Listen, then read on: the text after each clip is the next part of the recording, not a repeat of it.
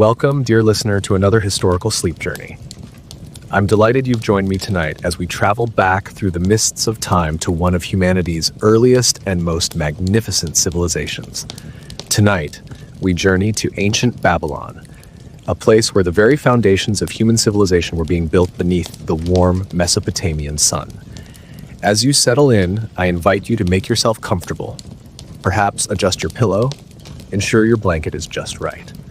The journey we're about to embark on spans thousands of years, yet requires only that you close your eyes and let your imagination wander through the ancient streets of a civilization long gone. Take a deep breath in, hold it for just a moment, and release it slowly. Feel your body beginning to relax, sinking deeper into comfort as we prepare to walk among the people of ancient Babylon. Babylon, the name itself carries echoes of mystery and wonder. Located in what is now modern-day Iraq, between the life-giving waters of the Tigris and Euphrates rivers, Babylon was once the center of a mighty empire, a jewel of human achievement, in a time when writing itself was still new to our species. If you're enjoying this beginning of our journey, take a moment to like this video and subscribe to join our community of history dreamers. Each night, we explore a different civilization, allowing the wisdom and wonder of the past to guide us into peaceful slumber. Now, as we continue, visualize yourself standing at the edge of the ancient city. The year is approximately 1750 BCE, during the reign of the great king Hammurabi. The morning sun casts long shadows across the fertile plains, and before you stands one of the most impressive cities of the ancient world. Take another deep breath in, hold for 3 seconds, and exhale slowly. With each breath, feel yourself traveling further back in time, your modern concerns falling away as we step into a world both strange and somehow familiar. Let us begin our journey through Babylon, a city of wonders, challenges, innovation, and everyday lives not so different from our own. The city awakens. The first light of dawn breaks over the eastern horizon, painting the sky in hues of amber and gold above the flat rooftops of Babylon. The great Euphrates River, lifeblood of the civilization, reflects these colors as it flows steadily through the heart of the city. The air carries a particular mixture of scents, the earthy aroma of mud brick warmed by yesterday's sun, the faint sweetness of date palms swaying in the gentle morning breeze, and the first cooking fires being kindled throughout the city. Visualize yourself standing atop one of the city's many flat-roofed buildings. Below you, Babylon is beginning to stir. The city exists because of water, the precious gift of the rivers that has transformed what would otherwise be desert into fertile farmland. This is Mesopotamia, the land between the rivers, cradle of civilization itself. From your vantage point, you can see mighty city walls, massive barriers of sun-baked brick that encircle the urban center. These walls stand nearly 40 feet high in places, with defensive towers rising even higher, a testament to the engineering prowess of Babylonian builders. The early sunlight catches on the glazed blue bricks that adorn some of the more important structures, creating flashes of color amid the predominant tan and brown of the cityscape. Take a moment now to breathe deeply, in through your nose and out through your mouth. As you exhale, imagine your breath joining with the morning air of this ancient place. The streets below begin to fill with people as Babylon awakens. Unlike the grid pattern of modern cities, Babylonian streets wind and twist, creating a labyrinth of pathways between closely packed houses.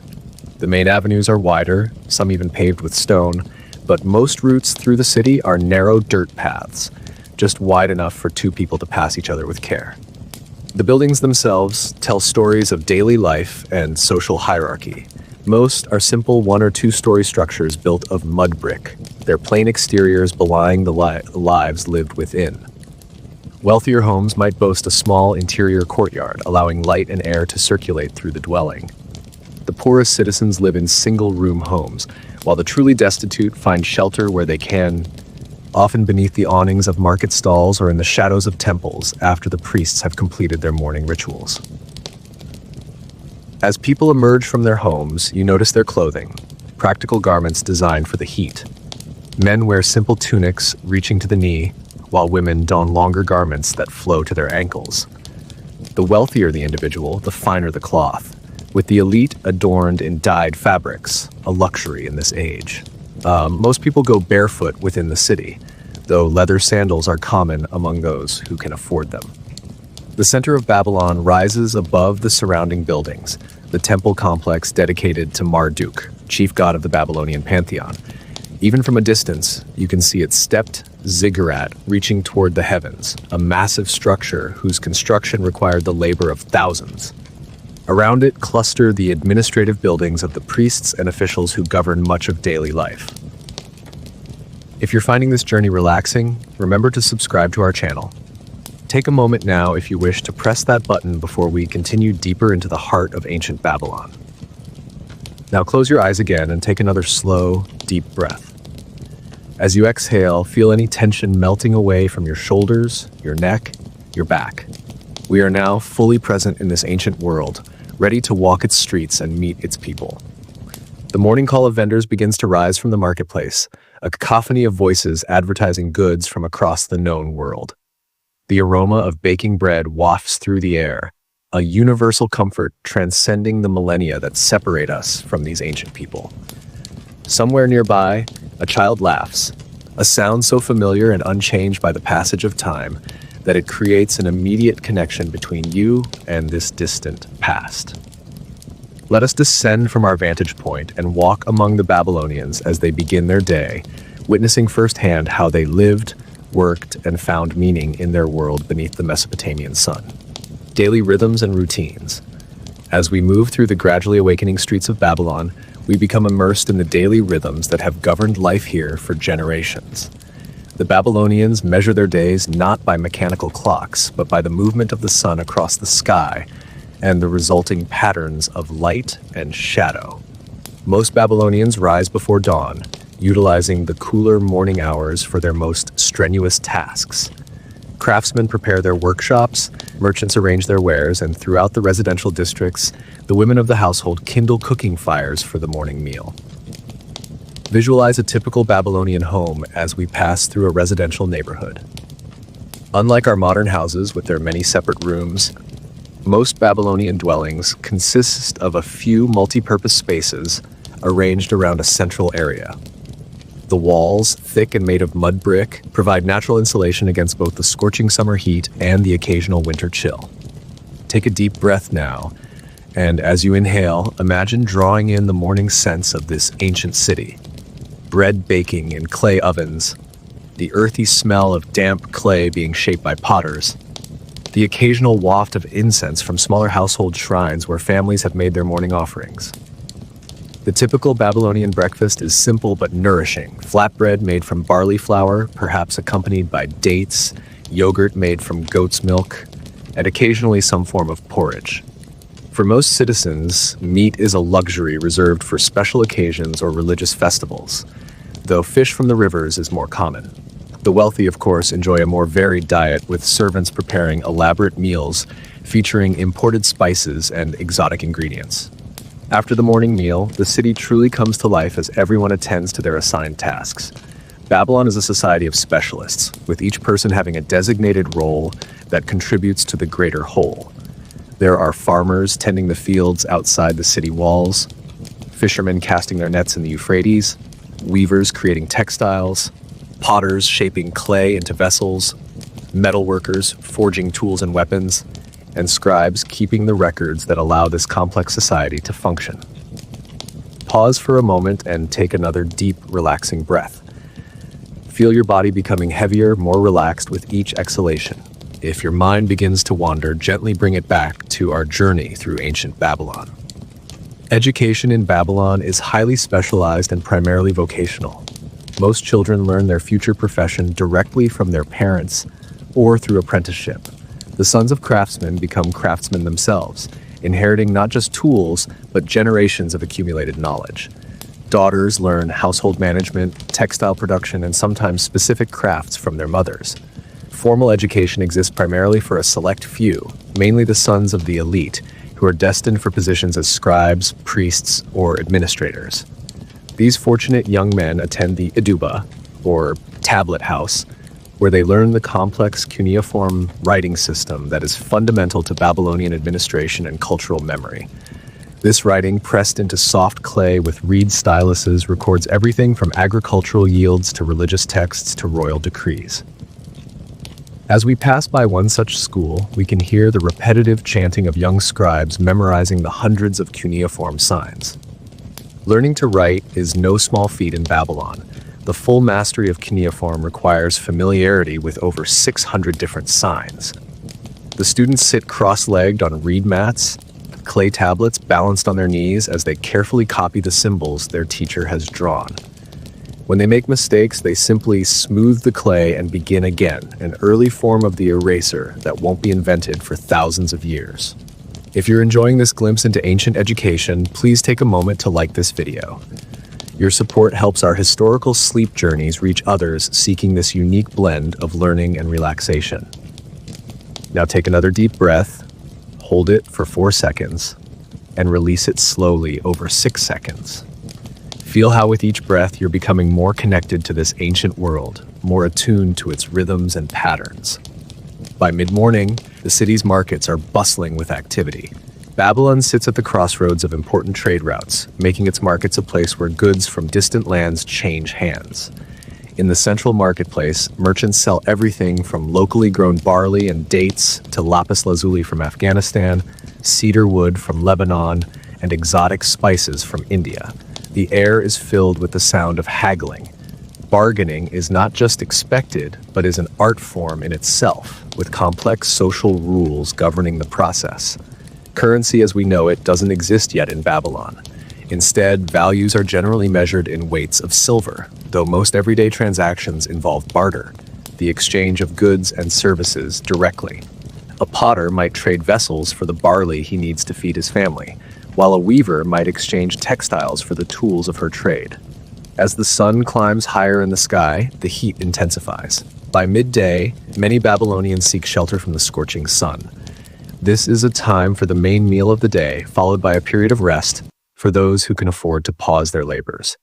The streets grow quieter as people retreat to the shade, and work will resume when the worst of the heat has passed. For now, let's join them in this moment of midday rest. Close your eyes if they aren't already, and take another deep, soothing breath. Feel the warmth of the Babylonian sun on your skin, the coolness of shade as you step beneath an awning. With each breath, allow yourself to sink deeper into relaxation, your body growing heavier as we pause our journey through the ancient city. The waters of life. As the worst of the midday heat begins to subside, Babylon gradually returns to activity. Let us now turn our attention to the lifeblood of this civilization, water. The very name Mesopotamia means the land between the rivers, and it is no exaggeration to say that without the Tigris and Euphrates, there would be no Babylon, no civilization in this region at all. Take a deep breath now and visualize yourself walking along the banks of the mighty Euphrates as it flows through the heart of the city. The river is wide here, its waters a muddy brown from the rich silt it carries. This silt, deposited during the annual floods, is what makes the surrounding land so fertile, transforming what would otherwise be desert into some of the most productive farmland in the ancient world. Along the riverbank, you see people engaged in various water-related activities. Women wash clothing by beating it against smooth stones, the rhythmic sound carrying across the water. Fishermen cast nets from small reed boats, hoping to catch the carp, barbel, and other freshwater fish that provide a valuable source of protein for the city's inhabitants. Water carriers fill their large pottery vessels to deliver to homes and businesses throughout Babylon, as not everyone has direct access to the river or wells. The Babylonians understand that their entire civilization depends on managing these waters effectively. Beyond the city walls stretch vast fields irrigated by an intricate network of canals, one of humanity's first great engineering achievements. These canals distribute the life-giving waters across the plain, allowing crops to grow in what would otherwise be arid land. Take another moment to breathe deeply. In through your nose, out through your mouth. With each breath, feel yourself becoming more relaxed, more at peace, as we learn about these ancient people and their relationship with water. The Babylonians possess sophisticated knowledge of hydraulic engineering, with specialists whose sole responsibility is to maintain and expand the canal systems. These engineers understand principles of water flow, elevation changes, and soil conditions that won't be formally documented for thousands of years. Their work requires not just technical skill but also political coordination, as water management crosses property boundaries and affects entire communities. Water is more than just a practical necessity. It also holds deep religious significance for the Babylonians. The rivers are seen as divine gifts, and many religious rituals involve water purification. Priests perform elaborate ceremonies to ensure the continued blessing of the water deities, particularly during times of drought or before the annual floods. If you're finding this exploration of ancient water management interesting, please take a moment to subscribe to our channel. Each night, we explore different aspects of ancient civilizations, allowing history to guide us into peaceful sleep. Now, let's observe one of the most impressive water-related structures in Babylon, the public baths. Unlike the elaborate Roman baths that will be built centuries later, Babylonian bathing facilities are relatively simple but effective. Large rooms with sloped floors allow water to drain away, while attendants bring fresh water in clay vessels. Bathing is not just about cleanliness, but also has ritual significance, with certain purification ceremonies requiring specific bathing protocols. For the average Babylonian, personal hygiene involves regular washing using water carried from the river or drawn from wells. They use a form of soap made from a mixture of fats and wood ash, different from our modern soaps, but surprisingly effective. Hair and body care includes oils and unguents stored in small pottery containers, some scented with local herbs or imported spices for those who can afford such luxuries.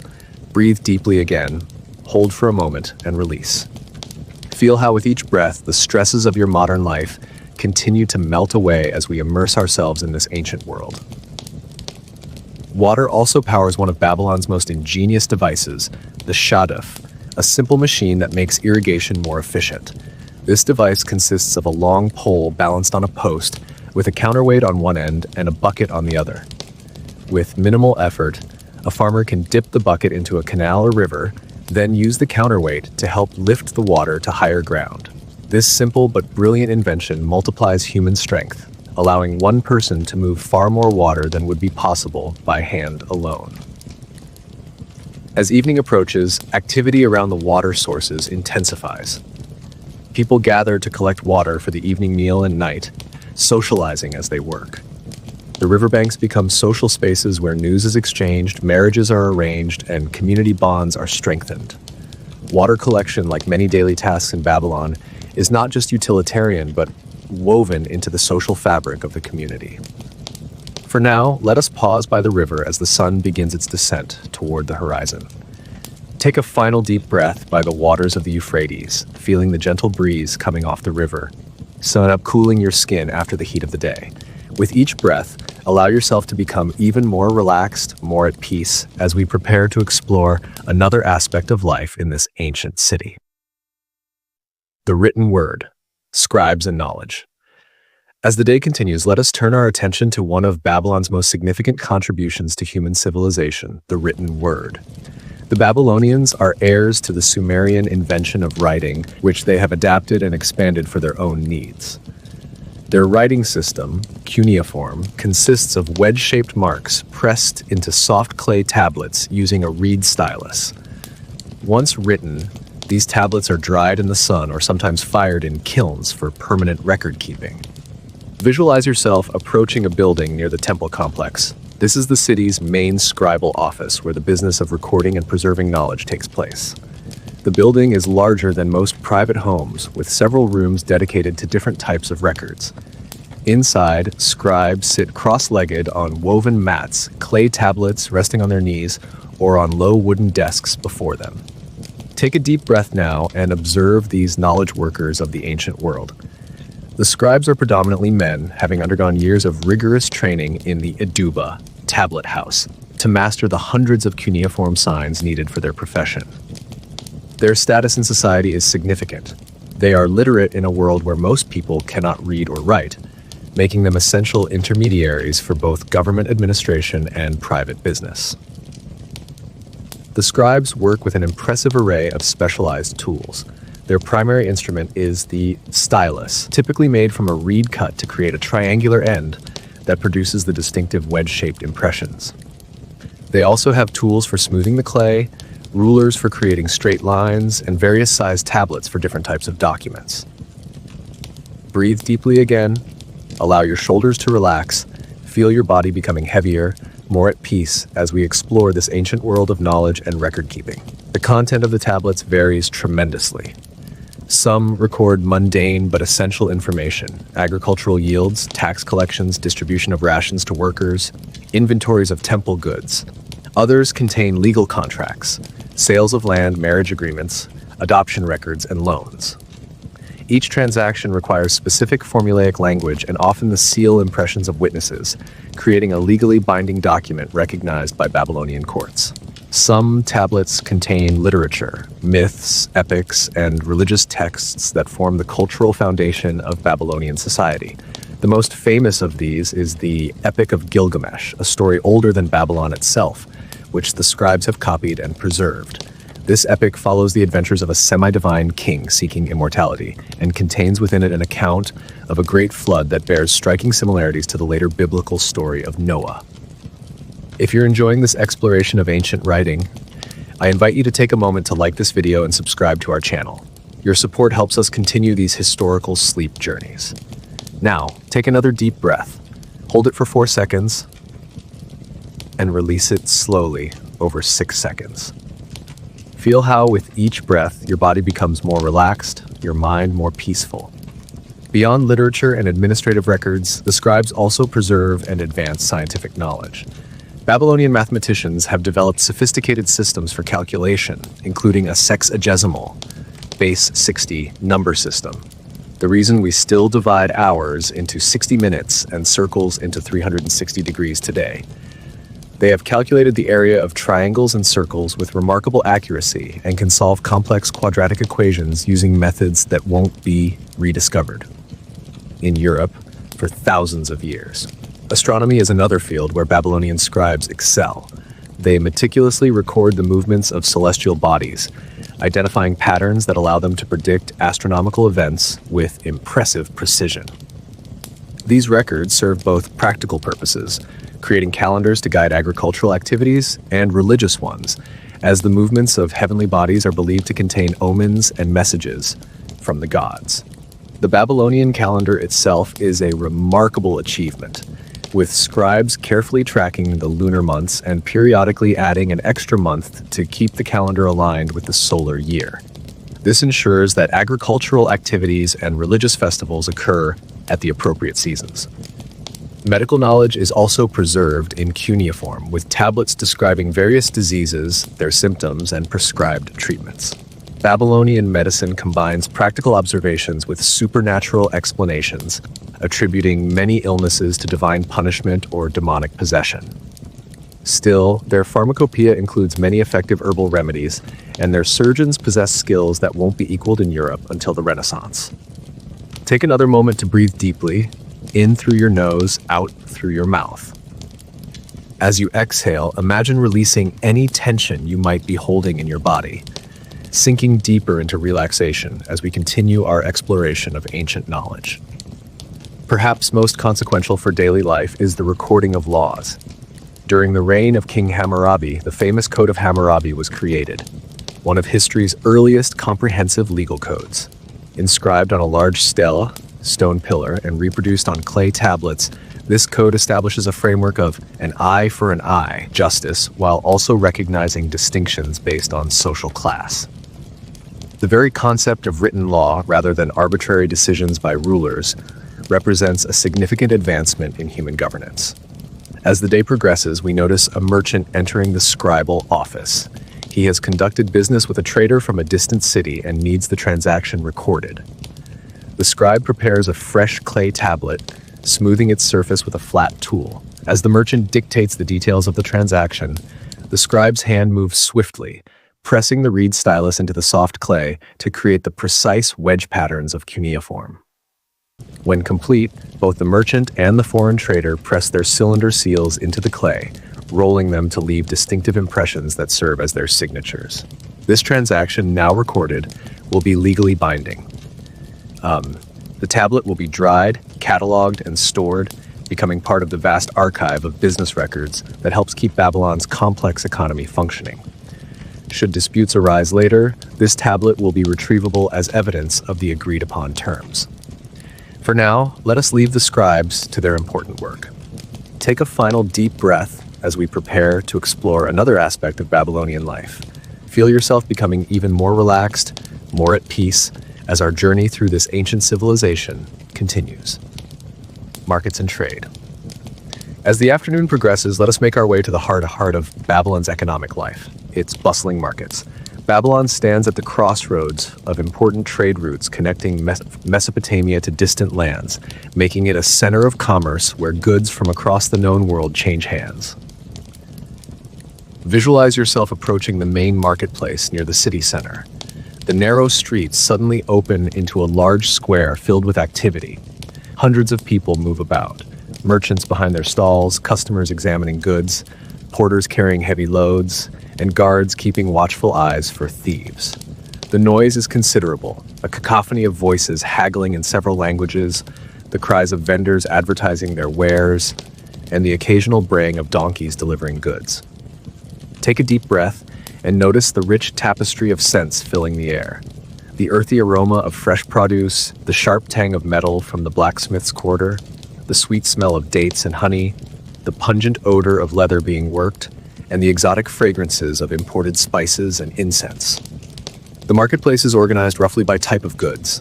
Food vendors cluster in one area, with stalls displaying mounds of barley, wheat, and sesame seeds in large baskets. Nearby, fresh fruits are arranged in appealing displays: dates, apples, pomegranates, and figs, depending on the season. Fish caught that morning in the Euphrates lie on reed mats, while butchers offer cuts of goat and mutton for those who can afford meat. Breathe deeply again, hold it for a moment, and release slowly. Feel your body becoming heavier, more relaxed with each breath as we immerse ourselves in this ancient marketplace. In another section, craftspeople sell their wares directly to customers. Potters display vessels of all sizes and purposes: storage jars for grain, delicate cups for wine, cooking pots designed to withstand fire. Weavers offer textiles of various qualities, from coarse work clothes to fine garments for the wealthy. Leather workers sell sandals, belts, and straps, while woodworkers display furniture, tools, and household items carved from imported cedar and local woods.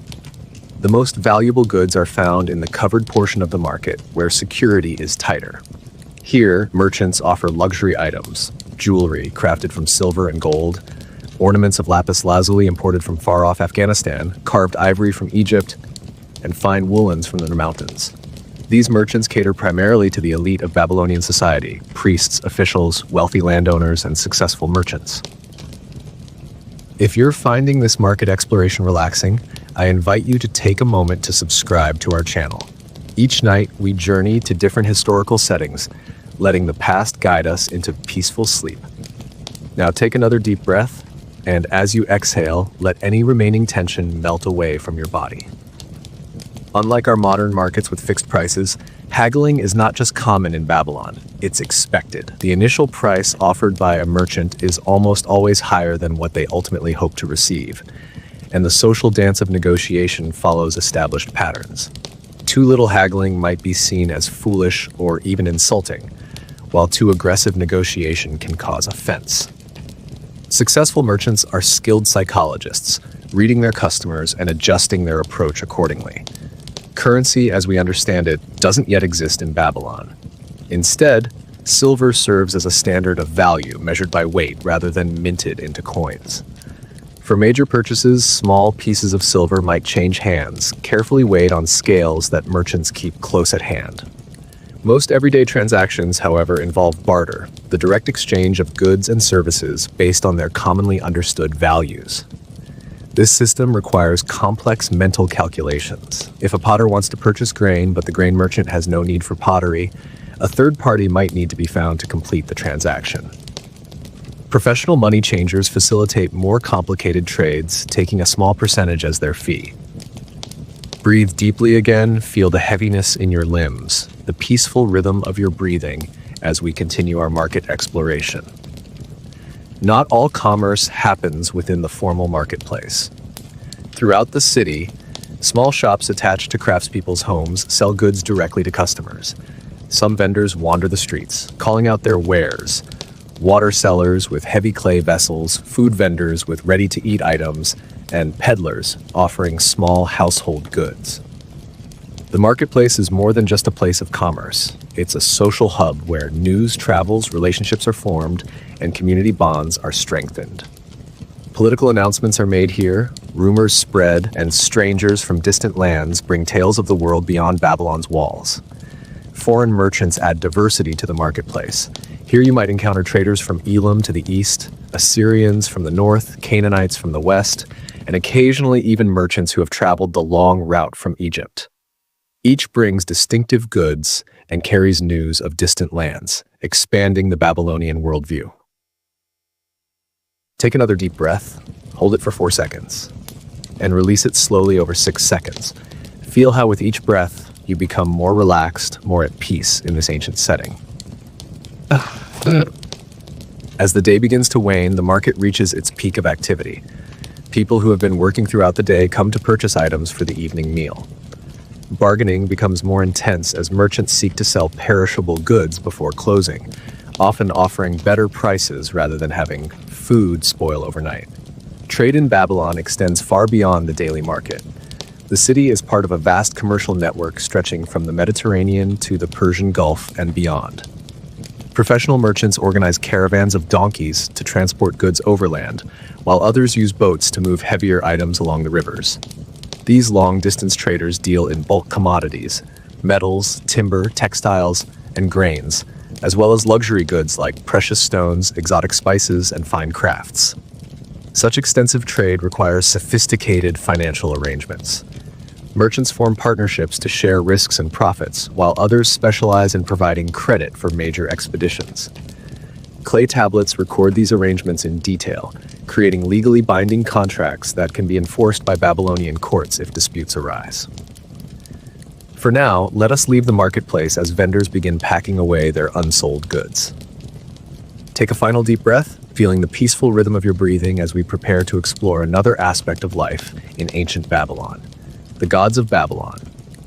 As the sun begins its descent toward the western horizon, casting long shadows across the city, let us turn our attention to an aspect of Babylonian life that permeates every corner of society: religion. For the Babylonians, the divine is not a separate realm, but an ever-present reality that influences all aspects of daily existence. Visualize yourself approaching the most imposing structure in Babylon, the great temple complex dedicated to Marduk, the city's patron deity. At the center stands a massive ziggurat, a step pyramid rising toward the heavens. This massive structure, built of millions of mud bricks and faced with glazed tiles in vivid blues and golds, serves as a symbolic mountain, a meeting place between the earthly and divine realms. Take a deep breath now and notice the change in atmosphere as we enter the temple precinct.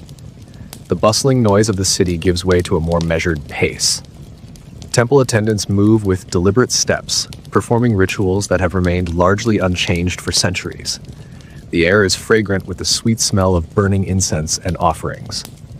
The Babylonian pantheon is vast and complex, with hundreds of deities organized in a divine hierarchy that mirrors Babylonian society itself. At the top of this hierarchy sits Marduk, elevated to supreme status as Babylon rose to political dominance. Other major deities include Ishtar, goddess of love and war, Shamash, god of justice and the sun, Ea, god of wisdom and fresh water, and Sin, the moon god. Breathe deeply again, hold it for a moment, and release. Feel how with each breath your body becomes heavier, sighed, more relaxed as we explore the spiritual world of these ancient people. For the Babylonians, the gods abstract concepts, but powerful personalities with their own desires, emotions, and agendas. They believe the gods created humans specifically to serve them, and much of religious practice revolves around providing for divine needs through offerings and rituals. In return, the gods maintain cosmic order and provide protection, a reciprocal relationship that forms the foundation of Babylonian religious thought. The daily life of the temples follows a precise schedule. Each morning, priests perform elaborate awakening rituals for the deity's statue, which is not seen as merely representing the god, but as a vessel in which divine presence dwells. The statue is washed, dressed in fresh garments, and presented with meals at appointed times throughout the day. These meals are elaborate affairs, with the finest foods prepared in dedicated temple kitchens. If you're finding this exploration of ancient spirituality peaceful, please take a moment to like this video and subscribe to our channel. Your support helps our historical sleep journeys reach others seeking this unique blend of learning and relaxation. Now take another deep breath, and as you exhale, let any remaining tension melt away from your body. Most Babylonians never enter the inner sanctum where these divine statues reside. Religious participation for ordinary citizens takes different forms. Offering prayers and small sacrifices at neighborhood shrines, observing religious festivals, and maintaining household altars where family ancestors and personal protective deities are honored. Divination, the art of discerning divine will through various methods, plays a crucial role in Babylonian religion. Before any important undertaking, from military campaigns to building projects to marriages, divine approval is sought through divination practices. The most prestigious form is hepatoscopy, examining the liver of a sacrificed sheep for signs and omens, as the liver is believed to be the seat of life and a mirror of cosmic conditions. Other divination methods include astrology, interpreting the movements of celestial bodies, lechonomancy, observing oil patterns on water, and the interpretation of dreams, which are seen as messages from the divine realm. Specialized priests train for years to master these complex interpretive systems. Breathe deeply again. Feel the heaviness in your limbs, the peaceful rhythm of your breathing as we continue our exploration of Babylonian religion. The Babylonian calendar is structured around religious observances, with numerous festivals marking important mythological events and agricultural cycles. The most important is the Akitu festival, celebrating the new year, a 12-day celebration involving elaborate processions, ritual dramas recounting creation myths, and the symbolic renewal of kingship under divine authority. Religion and medicine are deeply intertwined in Babylonian thought. While they recognize some practical causes of illness, such as contaminated food or water, many diseases are attributed to divine punishment for moral transgressions or the influence of demons.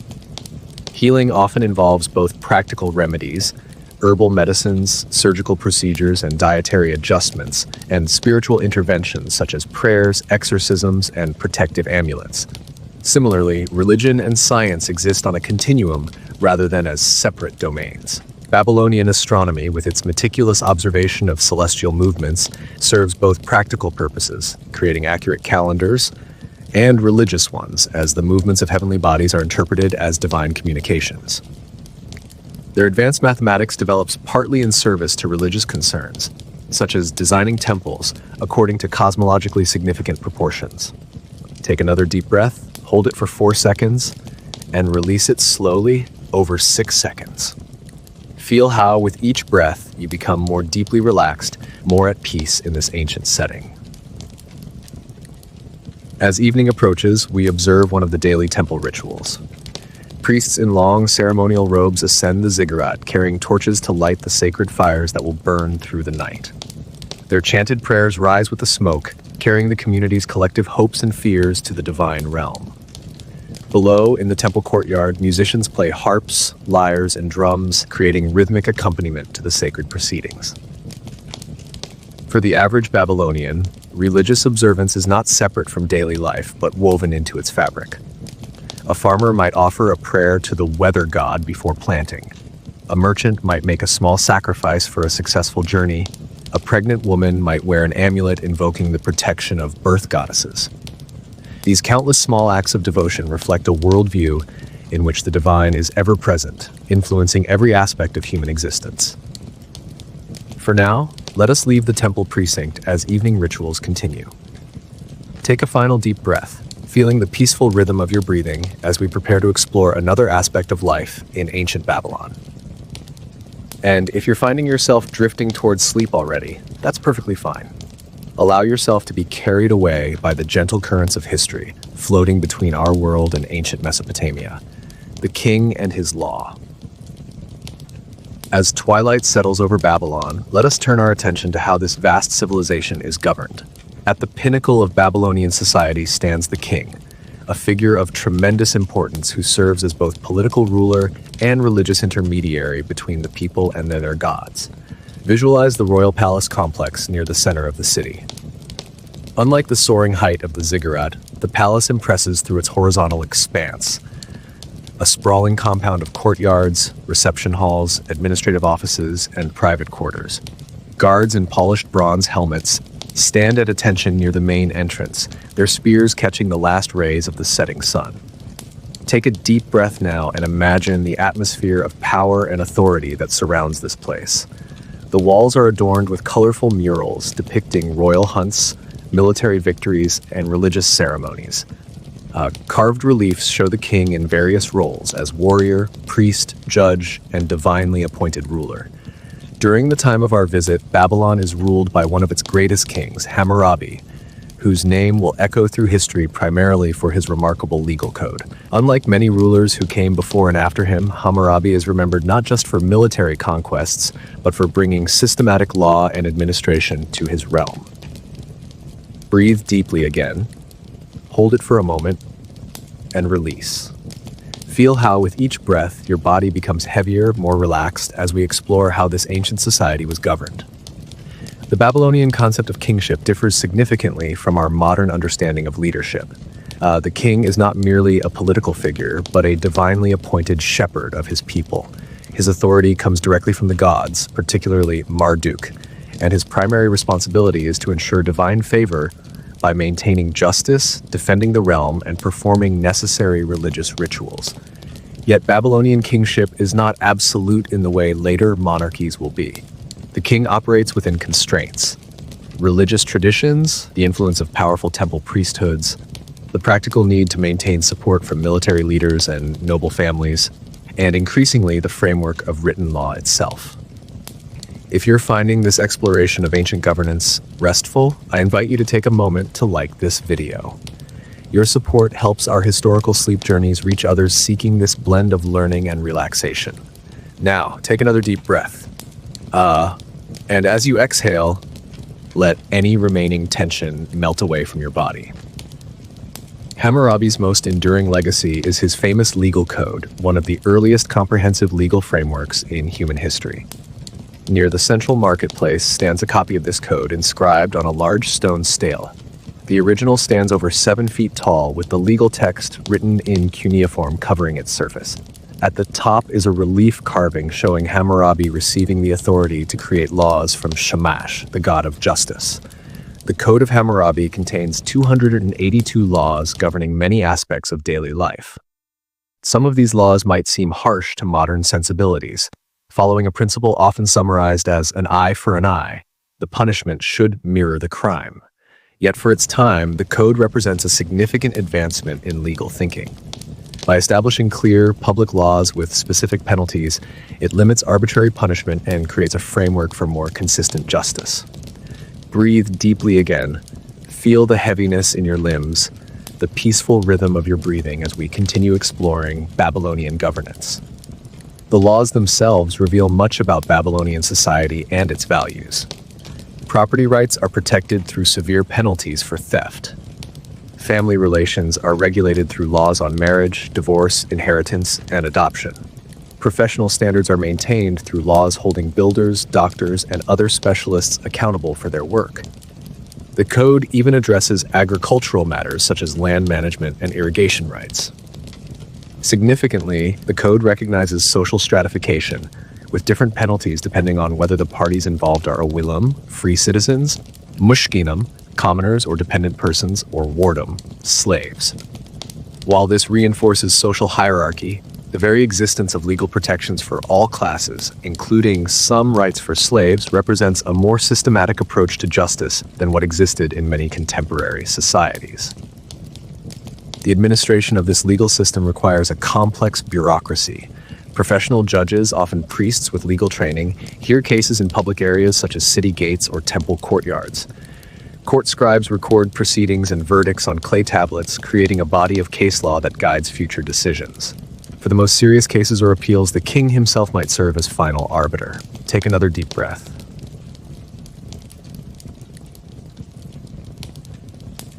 And release it slowly over 6 seconds. Feel how with each breath, you become more deeply relaxed, more at peace in this ancient setting. Beyond the legal system, governing Babylon requires extensive administration. The palace employs hundreds of officials: tax collectors, military officers, diplomatic envoys, royal surveyors, and countless scribes to document everything. Provincial governors oversee outlying territories, while city officials manage urban affairs, from maintaining walls and streets to organizing labor for public works. Taxation supports this governmental structure. Taxes take various forms: a portion of agricultural produce, mandatory labor service for public projects, military service when required, and special levies for specific undertakings such as wars or major construction. Tax collection is meticulous, with every transaction recorded on clay tablets and stored in palace archives. Babylonian governance represents one of history's first examples of a bureaucratic state, a system where written records, specialized officials, and codified procedures create a government that can function beyond the capabilities and lifespan of any individual. This innovation allows for the administration of territories far larger than previous city-states could effectively control. As night falls over Babylon, lanterns and torches illuminate the palace courtyards where royal guards change shifts. Inside, scribes work by lamplight, finalizing the day's administrative records. The machinery of government never fully stops in this complex civilization. Take a final deep breath, feeling the peaceful rhythm of your breathing as we prepare to explore another aspect of life in ancient Babylon: family life and social structure. As night settles fully over Babylon, most citizens return to their homes and family life takes center stage. Let us now explore the fundamental social unit of Babylonian society, the family, and the broader social structures that shape daily existence. Visualize yourself passing through a residential district as lamps are lit inside homes for the evening. Unlike our modern concept of the nuclear family, Babylonian households often encompass extended family units: parents, children, grandparents, and sometimes unmarried aunts or uncles living under one roof. Multiple generations share living space, resources, and responsibilities. Take a deep breath now and imagine the evening routines unfolding in these homes. The main meal of the day is being prepared, typically consisting of barley bread, vegetables stewed with herbs, perhaps fish for more affluent families, and beer, the everyday drink of Babylonians, safer than water and nutritionally substantial. The physical structure of Babylonian homes reflects family organization. Most urban dwellings are built around a central courtyard that provides light, air circulation, and a semi-private outdoor space for cooking and household tasks. Rooms open onto this courtyard rather than facing the street, creating an inward-focused living arrangement that emphasizes family privacy. Breathe deeply again, hold it for a moment, and release. Feel how with each breath, your body becomes heavier, more relaxed as we explore the intimate family structures of this ancient civilization. Babylonian society is patriarchal, with the oldest male typically serving as head of the household. He makes major decisions regarding family resources, arranges marriages for children, represents the family in legal matters, and performs religious rituals honoring family ancestors. Yet within this structure, women have recognized rights and significant responsibilities. Marriage is a central institution, typically arranged by parents with practical considerations in mind. Marriage contracts, recorded on clay tablets, outline financial arrangements, including the bride price paid by the groom's family and the dowry provided by the bride's family. This exchange of assets isn't merely symbolic, but establishes the economic foundation for the new household. If you're finding this glimpse into ancient family life peaceful, please take a moment to subscribe to our channel. Your support helps our historical sleep journeys reach more people seeking this unique blend and relaxation of learning and relaxation. Now take another deep breath, and as you exhale, let any remaining tension melt away from your body. While men typically work outside the home as farmers, craftsmen, merchants, or laborers, women manage household affairs, a substantial responsibility in a time when households are centers of production as well as consumption. Women oversee food preparation, textile production, child rearing, and often participate in family crafts or businesses. Elite women might manage large households, including servants, while those from humbler backgrounds might supplement family income by selling excess textiles or food products they've prepared. Babylonian law recognizes women's property rights, allowing them to own assets separately from their husbands, engage in business transactions, serve as witnesses in legal proceedings, and even initiate divorce under certain circumstances. While not equal to men in status, Babylonian women have more legal recognition than women in many other ancient societies. Breathe deeply again. Feel the heaviness in your limbs, the peaceful rhythm of your breathing, as we continue exploring Babylonian family life. Children are highly valued in Babylonian society, both for the practical support they'll provide as parents age and for continuing the family lineage. Childhood is relatively short by modern standards. From an early age, children begin learning their future roles through observation and graduated participation in household or professional tasks. By adolescence, most youth are already engaging in adult work, though still under parental authority. Education follows different paths depending on gender and social class. Most boys learn their father's profession directly through apprenticeship, while girls learn household management and textile production from their mothers. Only a small percentage of boys, mostly from elite families, receive formal education in the Aduba tablet house, where they learn writing, mathematics, and other specialized knowledge required for administrative or priestly roles. Babylonian families face many challenges we would recognize today: securing sufficient resources, raising children, caring for elderly members, and navigating relationships. When families cannot conceive children, adoption is a common solution, formalized through legal contracts that specify the adoptee's inheritance rights and responsibilities toward aging parents. Take another deep breath, hold it for 4 seconds, and release it slowly over 6 seconds. Feel how with each breath you become more deeply relaxed, more at peace in this ancient setting. Beyond the family unit, Babylonian society is organized in a clear hierarchy. At the top stand the king and royal family, followed by a noble class of high officials, military leaders, and wealthy landowners. The priestly class holds significant power through their control of temple resources and religious authority. Below them are free citizens of varying wealth, merchants, skilled artisans, professional scribes, and independent farmers. The broadest segment of society consists of semi-free individuals, people who maintain certain legal rights but depend on large institutions or wealthy patrons for their livelihood. These include agricultural workers on royal or temple estates, lower-ranking craftspeople, and service providers of various types. At the bottom of the social hierarchy are slaves, who constitute perhaps 10 to 20% of the population. Unlike the chattel slavery of later societies, Babylonian slavery takes more diverse forms. Some slaves are prisoners of war or their descendants. Others enter slavery voluntarily to pay debts, effectively selling their labor for a specified period. Still others are born into slavery as children of enslaved mothers. While lacking freedom, Babylonian slaves retain certain rights. They can own property, operate businesses, paying a portion to their owners, marry free persons, and potentially purchase their freedom. Social mobility exists but is limited. Exceptional skills, particularly literacy, can allow individuals to rise above their birth status. Successful merchants might accumulate wealth, rivaling that of the traditional elite. Military service provides another potential path to advancement. Nevertheless, for most Babylonians, social position is largely determined by birth. As we pass by homes where families are gathering for evening meals, take a moment to appreciate how, despite the vast gulf of time separating us from these ancient people, many aspects of family life remain recognizable. Parents' concern for children's futures, the sharing of daily meals, the comfort found in familiar domestic routines. Take a final deep breath, feeling the peaceful rhythm of your breathing as we prepare to explore another aspect of life in ancient Babylon: artisans and craftspeople.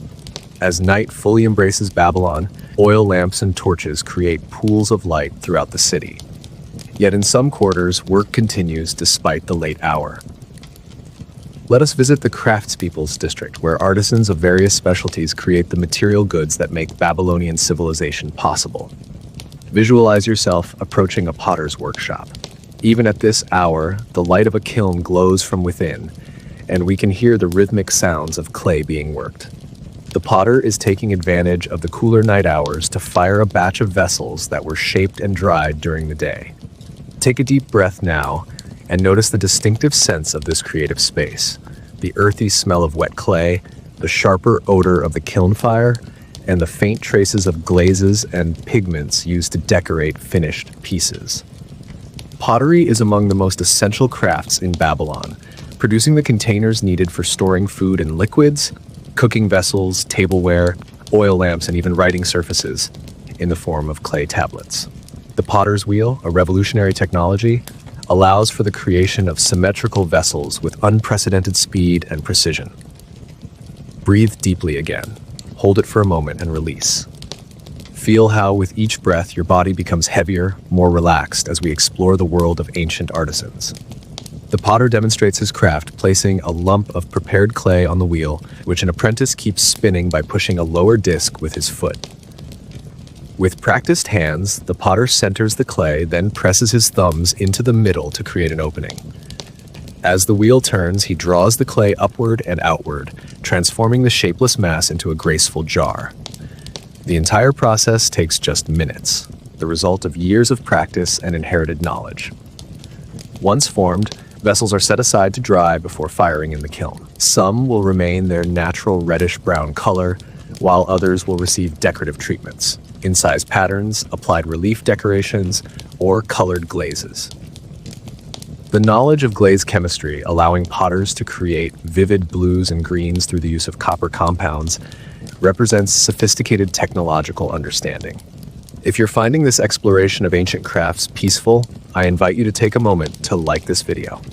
Your support helps our historical sleep journeys reach others seeking this blend of learning and relaxation. Now take another deep breath, and as you exhale, let any remaining tension melt away from your body. In a nearby workshop, a different sort of craftsperson works by lamplight, a metalsmith specializing in bronze. Bronze, an alloy of copper and tin, represents one of the most important technological innovations of this era. Stronger than pure copper, it can be cast into shapes and hammered into thin sheets without cracking. The bronze worker's shop contains a small furnace where metal can be melted in crucibles, stone molds for casting simple forms, and an array of specialized tools, hammers, tongs, chisels, and polishing stones. The artisan works on a ceremonial dagger, carefully hammering decorative patterns into the blade. The skills required are considerable: knowledge of proper alloy mixtures, understanding of casting techniques, and the manual dexterity needed for fine detailing. Breathe deeply again. Feel the heaviness in your limbs, the peaceful rhythm of your breathing as we continue exploring Babylonian craftsmanship. Textile production represents another crucial craft, one primarily practiced by women. In homes throughout the city, even at this late hour, some women continue spinning thread by hand using simple drop spindles, weighted sticks that twist fibers into strong, even thread as they rotate. Others work at vertical looms, creating textiles for clothing, blankets, and furnishings. The process is labor-intensive. Raw materials, mainly wool from sheep and flax for linen, must be cleaned and prepared before spinning can begin. Spinning itself requires considerable skill to produce thread of consistent thickness. Weaving transforms thread into fabric through the interlacing of vertical warp threads with horizontal weft threads. Dyes derived from plants, minerals, and insects add color to special textiles, though most everyday clothing remains the natural color of the fibers. This textile work is not merely domestic production, but a significant economic activity. Babylonian textiles, particularly fine woolens, are prized trade goods exported to distant markets. Some women specialize in luxury textiles, creating elaborately patterned fabrics for the elite or religious use. Take another deep breath, hold it for 4 seconds, and release it slowly over 6 seconds. Feel how with each breath, you become more deeply relaxed, more at peace in this ancient setting. In other workshops throughout the city, specialized craftspeople practice their trades. Woodworkers create furniture, doors, boats, and tools, using imported cedar from Lebanon for premium items and local woods for everyday objects. Leather workers transform animal hides into sandals, belts, straps, and containers through tanning processes involving natural chemicals from plants and minerals.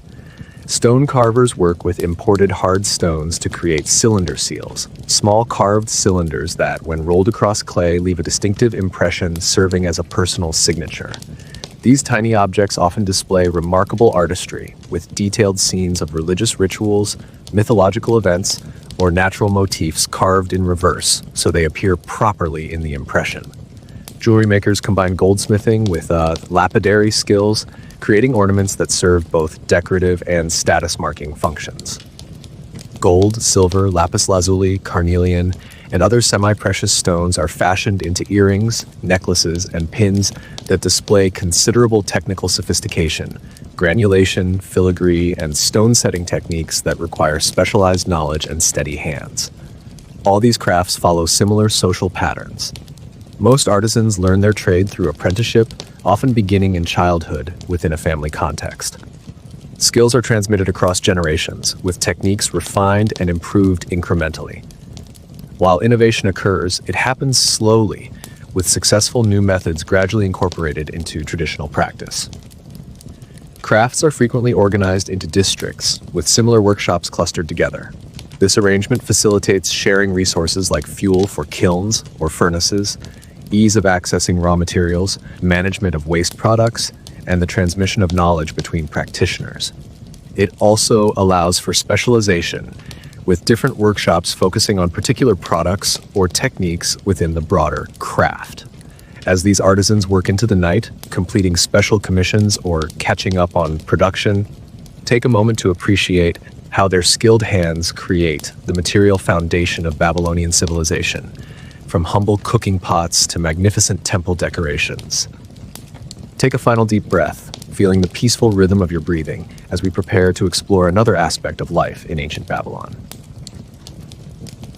Healing arts and medicine. As the night grows deeper and most of Babylon sleeps, there are still those who remain awake, attending to some of life's most profound moments. Let us turn our attention to how Babylonians address health, illness, and the human body through their healing practices. Visualize yourself approaching a small building near a residential district where a lamp still burns despite the late hour. Inside, an ashipu, a healing practitioner specializing in treating illnesses believed to have supernatural causes, attends to a feverish child while anxious parents look on. Take a deep breath now and notice the distinctive atmosphere of this healing space. Bundles of dried herbs hang from the ceiling, and small clay containers hold various remedies. The air carries the scent of medicinal plants and burning incense used in purification rituals. Babylonian healing practices represent a sophisticated blend of what we might now categorize as practical medicine and religious ritual. For the Babylonians, this distinction doesn't exist. Physical treatments and spiritual interventions are integrated aspects of the same healing process. Breathe deeply again, hold it for a moment, and release. Feel how with each breath, your body becomes heavier, more relaxed as we explore the healing arts of this ancient civilization. Two main types of healing practitioners serve Babylonian society. The Ashipu, whom we're observing, is an exorcist healer who diagnoses illnesses through divination, identifying which deity or demon might be causing the affliction and why. Treatment involves religious rituals, prayers, incantations, and sometimes amulets or talismans to ward off harmful influences. The second type of healer, the Asu, focuses more on physical treatments, herbal remedies, poultices, bandaging, and surgical interventions. Most serious health issues would involve both types of practitioners working in complementary ways, addressing both the physical symptoms and their presumed supernatural causes. If you're finding this exploration of ancient healing restful, I invite you to take a moment to subscribe to our channel. Your support helps our historical sleep journeys reach others seeking this unique blend of learning and relaxation. Now take another deep breath, and as you exhale, let any remaining tension melt away from your body. We observe the Ashipu examining the child, carefully noting symptoms, the fever's pattern, changes in skin color, the sound of breathing, the consistency of bodily fluids. He consults a clay tablet containing diagnostic information, part of a comprehensive medical text called When the Ashipu goes to the house of a sick person. This text, representing accumulated medical knowledge, connects observed symptoms with likely causes and recommended treatments. The diagnosis process reveals the empirical foundation of Babylonian medicine. Despite attributing many illnesses to supernatural causes, their systematic observation of symptoms, careful recording of cases, and development of standardized treatments demonstrate an early form of medical science based on experience and outcomes. Breathe deeply again. Feel the heaviness in your limbs, the peaceful rhythm of your breathing as we continue exploring Babylonian healing practices. For this child with fever, the Ashipu determines that the illness results from offending the household protective deity. He prescribes a ritual that includes prayers to appease this deity, the creation of a protective figurine to be placed near the child's sleeping mat, and specific incantations to be recited at sunrise and sunset. Alongside these spiritual interventions, he also recommends practical measures, a cooling poultice of certain herbs for the forehead, and a medicinal drink prepared by boiling specific plants in water. The Babylonian pharmacopoeia is extensive, utilizing hundreds of substances derived from plants, minerals, and animals. Many of their herbal remedies contain compounds now known to have genuine medicinal properties. Willow bark, containing salicylic acid similar to aspirin for pain and fever, garlic for infections, castor oil as a purgative, and various mints for digestive complaints. Preparation methods are precisely specified in medical texts, including exact measurements, processing techniques, and administration instructions. Some remedies are ingested as drinks or foods, others applied externally as poultices or oils, and some administered as suppositories or through fumigation. This pharmaceutical knowledge represents generations of careful observation and experimentation. Take another deep breath. Hold it for 4 seconds and release it slowly over 6 seconds. Feel how with each breath you become more deeply relaxed, more at peace in this ancient setting. Beyond treating illness, Babylonian medicine includes preventative measures and public health concepts. Personal hygiene is emphasized, with regular bathing and hand washing considered important for health maintenance. Certain foods are recognized as beneficial or harmful for specific conditions. Urban planning incorporates rudimentary sanitation through drainage systems. These practical approaches show recognition of physical factors in health and disease, even within their predominantly supernatural framework. Surgical interventions occur when necessary, particularly for treating wounds, setting broken bones, and lancing abscesses. Bronze scalpels, bone needles, and specialized tools for dental procedures have been found in archaeological contexts. The Code of Hammurabi even addresses medical malpractice, setting fees for successful procedures and penalties for failures, with different standards based on the patient's social class. Childbirth represents a specialized area of Babylonian medicine, overseen primarily by female midwives who combine practical knowledge with protective rituals. Pregnancy and delivery are viewed as times of particular vulnerability to supernatural influences, requiring specific protective rituals alongside practical care. Clay models used for training midwives show sophisticated understanding of the birth process and potential complications. Mental illness receives attention in Babylonian medical texts, with various forms of psychological disturbance attributed to specific deities or demons. Treatment might include confession of sins, ritual purification, music therapy, or specific herbal preparations that may have had sedative or mood-altering properties.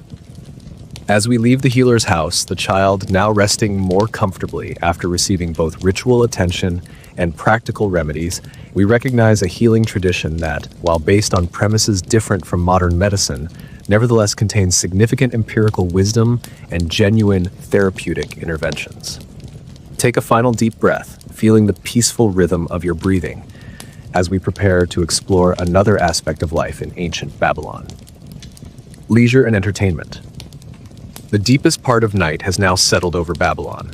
Most productive work has ceased, and many citizens have retired to their homes. Yet even in a society as focused on survival and productivity as ancient Babylon, people find time for leisure and entertainment. Let us explore how Babylonians rest, play, and find diversion from their daily labors. Visualize a courtyard where, despite the late hour, a small gathering continues by lamplight. A musician plucks at a lyre, a stringed instrument with a wooden sound box and arms supporting strings of different lengths. The melody is haunting, based on a 7-note scale that would sound somewhat familiar yet distinctly foreign to our modern ears. Take a deep breath now and imagine the gentle sounds of ancient music filling the night air. Babylonian music serves multiple purposes: religious ceremonies, royal events, accompaniment for epic poetry, and simple entertainment. Their musical notation system, while different from ours, allows for the transmission of melodies across generations. Besides the lyre, Babylonian musicians play harps, flutes made from reeds or bones, and various percussion instruments including drums and sistrums, rattles. Music is typically connected to poetry or storytelling, rather than existing as a purely instrumental art form. Breathe deeply again, hold it for a moment, and release. Feel how, with each breath, your body becomes heavier, more relaxed as we explore the leisure activities of these ancient people. Storytelling represents one of the most important forms of entertainment. Professional storytellers memorize and perform epic tales, such as the famous Epic of Gilgamesh, a story of friendship, the search for immortality, and coming to terms with human mortality. These performances combine elements of poetry recitation, acting, and sometimes musical accompaniment. Stories serve multiple functions beyond entertainment. They preserve cultural values, transmit religious beliefs, provide moral instruction, and create shared cultural references. For a predominantly non-literate society, oral storytelling represents the primary way collective wisdom and cultural identity are maintained across generations. If you're finding this glimpse into ancient leisure relaxing, please take a moment to like this video. Your support helps our historical sleep journeys reach others seeking this blend of learning and relaxation. Now take another deep breath, and as you exhale, let any remaining tension melt away from your body.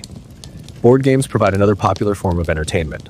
Archaeological evidence reveals several types played in Mesopotamia, including a race game similar to modern backgammon.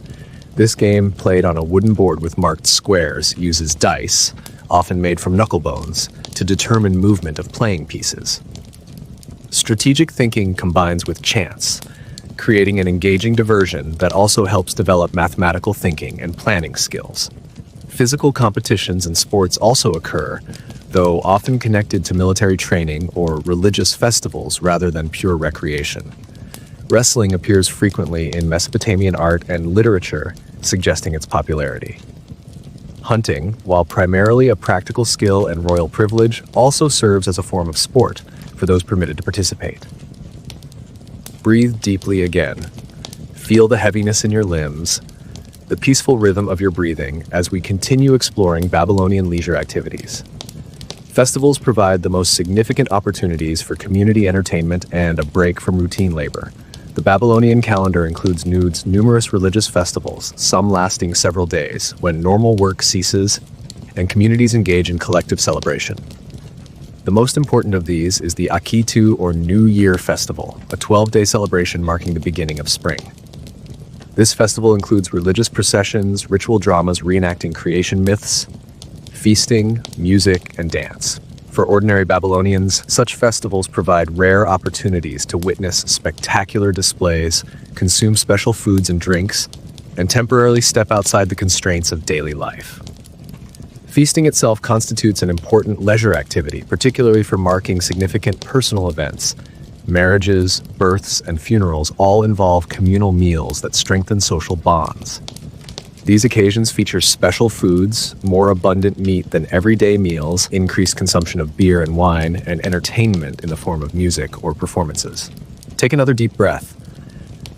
Hold it for 4 seconds and release it slowly over 6 seconds. Feel how with each breath you become more deeply relaxed, more at peace in this ancient setting. Children's play, while less documented in historical records, undoubtedly forms part of Babylonian life. Archaeological evidence includes toys such as miniature pottery, small figurines of animals and people, clay rattles containing pebbles, and tiny wheeled carts. Play serves an educational purpose, with children mimicking adult activities and developing skills they will need later in life, but also provides simple joy and creative expression. For the elite, Hunting expeditions and garden retreats offer respite from urban life and administrative responsibilities. Kings, in particular, create elaborate gardens featuring exotic plants, artificial streams, and shaded pavilions where court life can continue in more relaxed settings. These royal gardens, requiring extensive irrigation and maintenance, serve as displays of power and engineering prowess while providing pleasant environments for leisure. Even religious pilgrimages, while primarily devotional in purpose, include elements of travel and new experiences that break the monotony of daily routines. Babylonians traveling to important religious centers would encounter different customs, foods, and people, broadening their worldview and providing novel experiences. As the night grows even deeper, our gathering in the courtyard begins to disperse. The musician plays a final melody, a drinking song with a rhythmic quality that invites listeners to join in with simple refrains.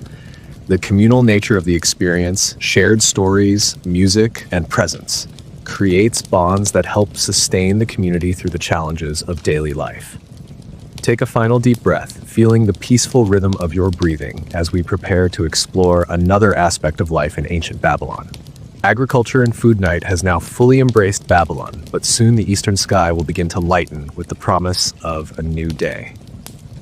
Before dawn breaks, let us explore an aspect of Babylonian life that forms the very foundation of their civilization: agriculture and food production.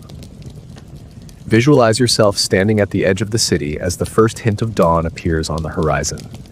Stretching before you are fields of grain that extend to the limits of vision, interrupted only by the occasional date palm grove or irrigation canal. These fields represent the true wealth of Mesopotamia, fertile soil watered by the life-giving rivers that make agriculture possible in what would otherwise be desert. Take a deep breath now and imagine the pre-dawn sense of this agricultural landscape. The earthy aroma of damp soil, the subtle fragrance of ripening grain, and the fresh smell of irrigation water flowing through carefully maintained canals. Babylonian agriculture centers around cereal crops, particularly barley, which thrives in the somewhat saline soils of southern Mesopotamia.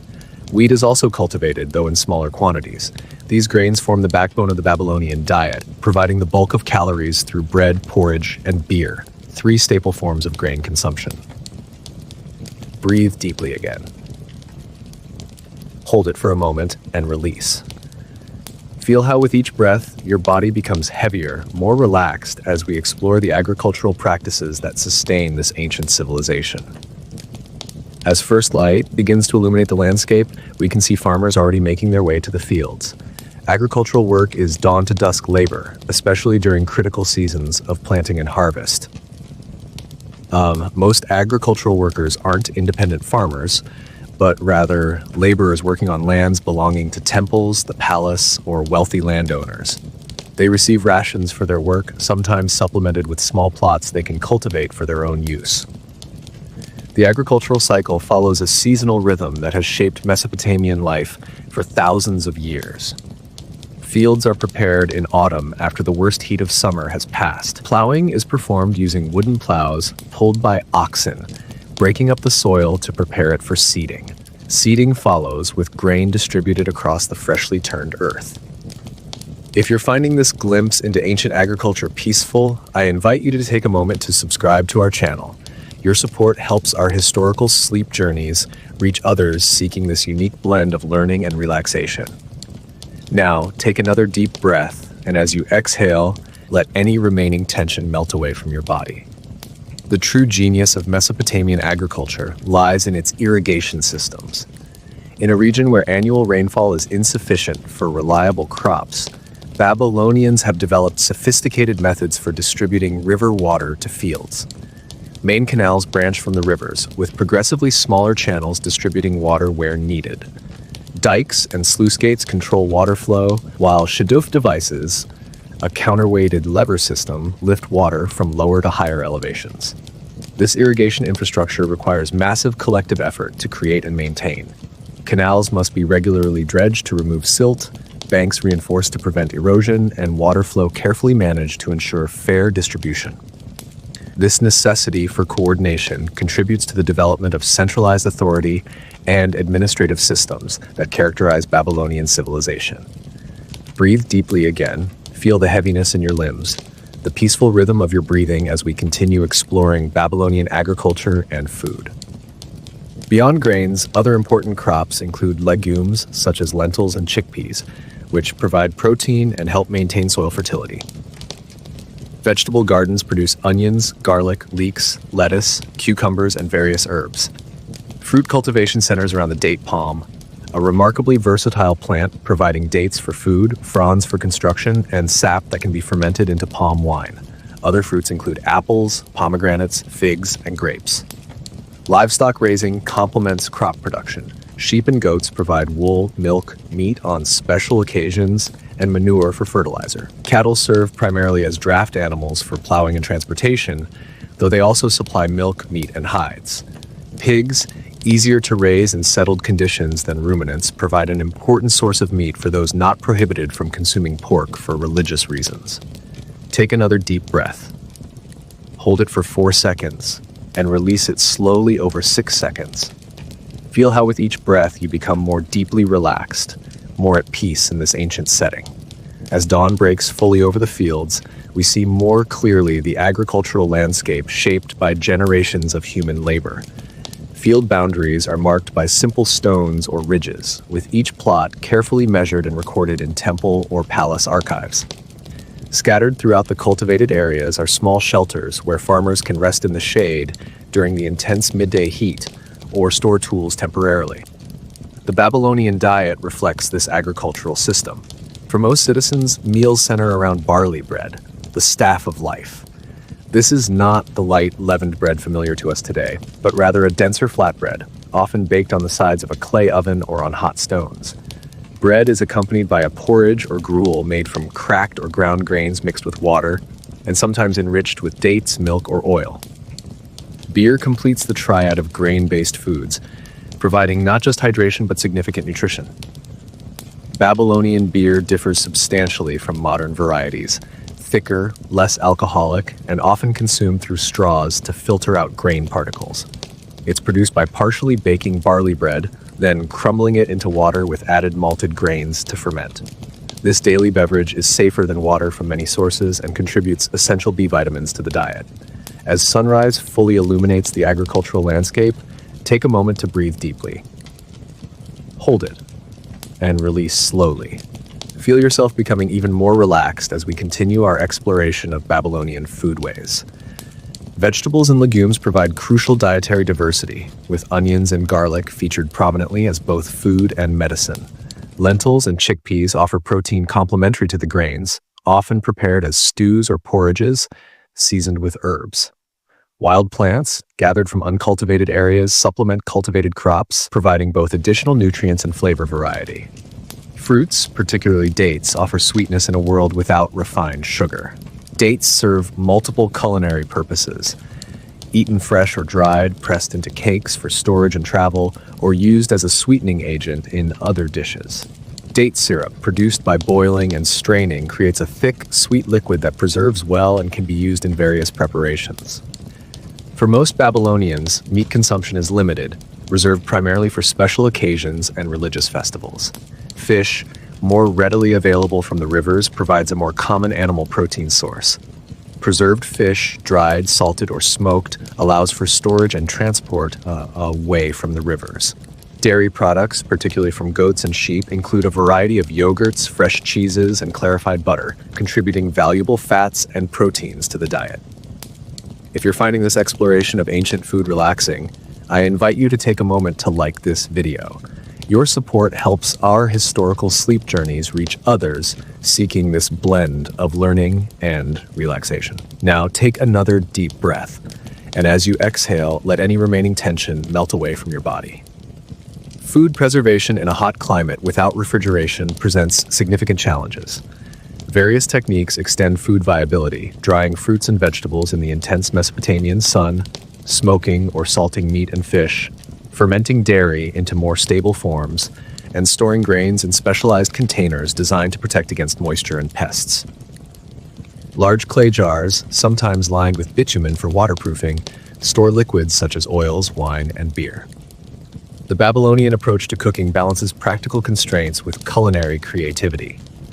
Most cooking occurs over open fires or in clay ovens called tanners, cylindrical structures where fuel burns at the bottom while food cooks on the interior walls or are on racks above the flames.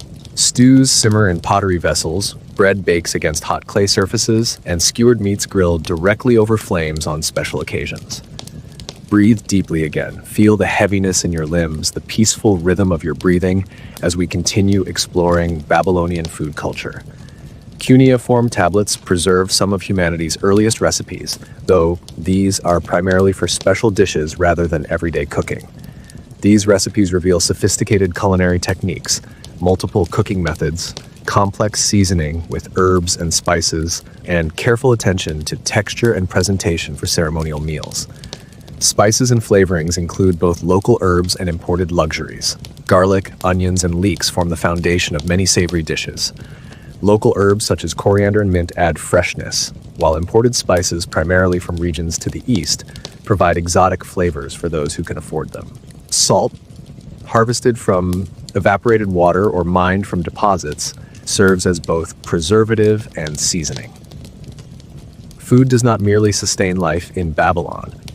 It also connects to religious practice, social structure, and cultural identity. Religious ceremonies involve food offerings to deities who are believed to derive sustenance from the spiritual essence of these offerings before the physical food is distributed to priests and sometimes the general population. Different foods carry symbolic meanings, with particular items appropriate for specific occasions or deities. Take another deep breath, hold it for 4 seconds, and release it slowly over 6 seconds. Feel how, with each breath, you become more deeply relaxed, more at peace in this ancient setting. Meals themselves follow patterns dictated by practical considerations and social customs. Most Babylonians eat 2 main meals: a lighter morning meal after the day's work has begun, and a more substantial evening meal after the day's labor is complete. Midday might include a simple snack to maintain energy during the hottest part of the day when work often slows or pauses. The social context of eating reflects broader societal structures. Within households, family members typically eat together, though sometimes segregated by gender, particularly in wealthier homes or when guests are present. Food distribution follows the hierarchy, with the male head of household served first, followed by other members according to their status. Feasts for special occasions like weddings, religious festivals, or funerals involve more elaborate preparations, greater quantities, and higher quality ingredients than daily meals. These communal eating experiences strengthen social bonds, reinforce social hierarchies, and provide opportunities for generosity and hospitality that generate social capital. As the sun rises fully over the agricultural landscape of Babylon, farmers intensify their activities, working steadily before the worst heat of the day arrives. The fields surrounding the city, cultivated for thousands of years through the collective knowledge and labor of countless generations, continue to sustain one of humanity's great early civilizations. A society that, for all its differences from our own, shares the universal human need for nourishment and the creativity to transform raw ingredients into culturally meaningful cuisine. Take a final deep breath, feeling the peaceful rhythm of your breathing as we prepare to explore another aspect of life in ancient Babylon: education and knowledge transmission. As the new day fully establishes itself over Babylon, let us turn our attention to how knowledge is preserved and transmitted across generations, the educational practices that ensure cultural continuity and technological advancement in this ancient civilization. Visualize yourself approaching a small building in a quiet corner of the city. From inside comes the sound of young voices reciting in unison. This is an eduba, or tablet house, one of Babylon's formal schools where future scribes receive their training. The students, all boys from relatively privileged backgrounds, sit cross-legged on reed mats, clay tablets balanced on their knees as they practice the complex cuneiform writing system. Take a deep breath now and imagine the atmosphere of concentrated learning that pervades this space. The walls are lined with shelves holding clay tablets containing reference texts and practice exercises. The air carries the earthy scent of fresh clay, ready to be impressed with the wedge-shaped marks of cuneiform. Education in Ban exists in several forms, reflecting the specialized nature of knowledge and the society's hierarchical structure. Formal schooling in the Ajuba represents just one educational path, reserved primarily for boys destined to become scribes, administrators, priests, or other specialists requiring literacy. Breathe deeply again, hold it for a moment, and release. Feel how with each breath, your body becomes heavier, more relaxed, as we explore how knowledge was preserved and shared in this ancient civilization. Inside the Ajuba, we observe students at various stages of their education. Beginners practice forming basic cuneiform signs, carefully pressing reed styluses into soft clay. More advanced students copy standard texts, proverbs, hymns, multiplication tables, or legal formulas that they must memorize as part of their professional training. The most advanced work on complex compositions or specialized technical texts related to their future careers. The teacher, or umia, expert, moves among the students, correcting techniques and providing individualized instruction. Learning is highly disciplined, with physical punishment not uncommon for errors or inattention. One tablet from a Mesopotamian school describes the strict environment. He who does not keep his hand in, his hand will be caned. If you're finding this glimpse into ancient education peaceful, please take a moment to subscribe to our channel. Your support helps our historical sleep journeys reach others seeking this unique blend of learning and relaxation. Now take another deep breath, and as you exhale, let any remaining tension melt away from your body. The curriculum in the Ajuba is comprehensive and demanding. Students begin with basic literacy, learning the hundreds of cuneiform signs needed to write Akkadian, the Semitic language of Babylon. They then progress to mathematics, including complex calculations necessary for administration, engineering, and astronomy. Advanced students study literature, legal precedents, religious texts, and specialized knowledge related to their future professional specializations. This formal education might last a decade or more, producing graduates with remarkable intellectual capabilities.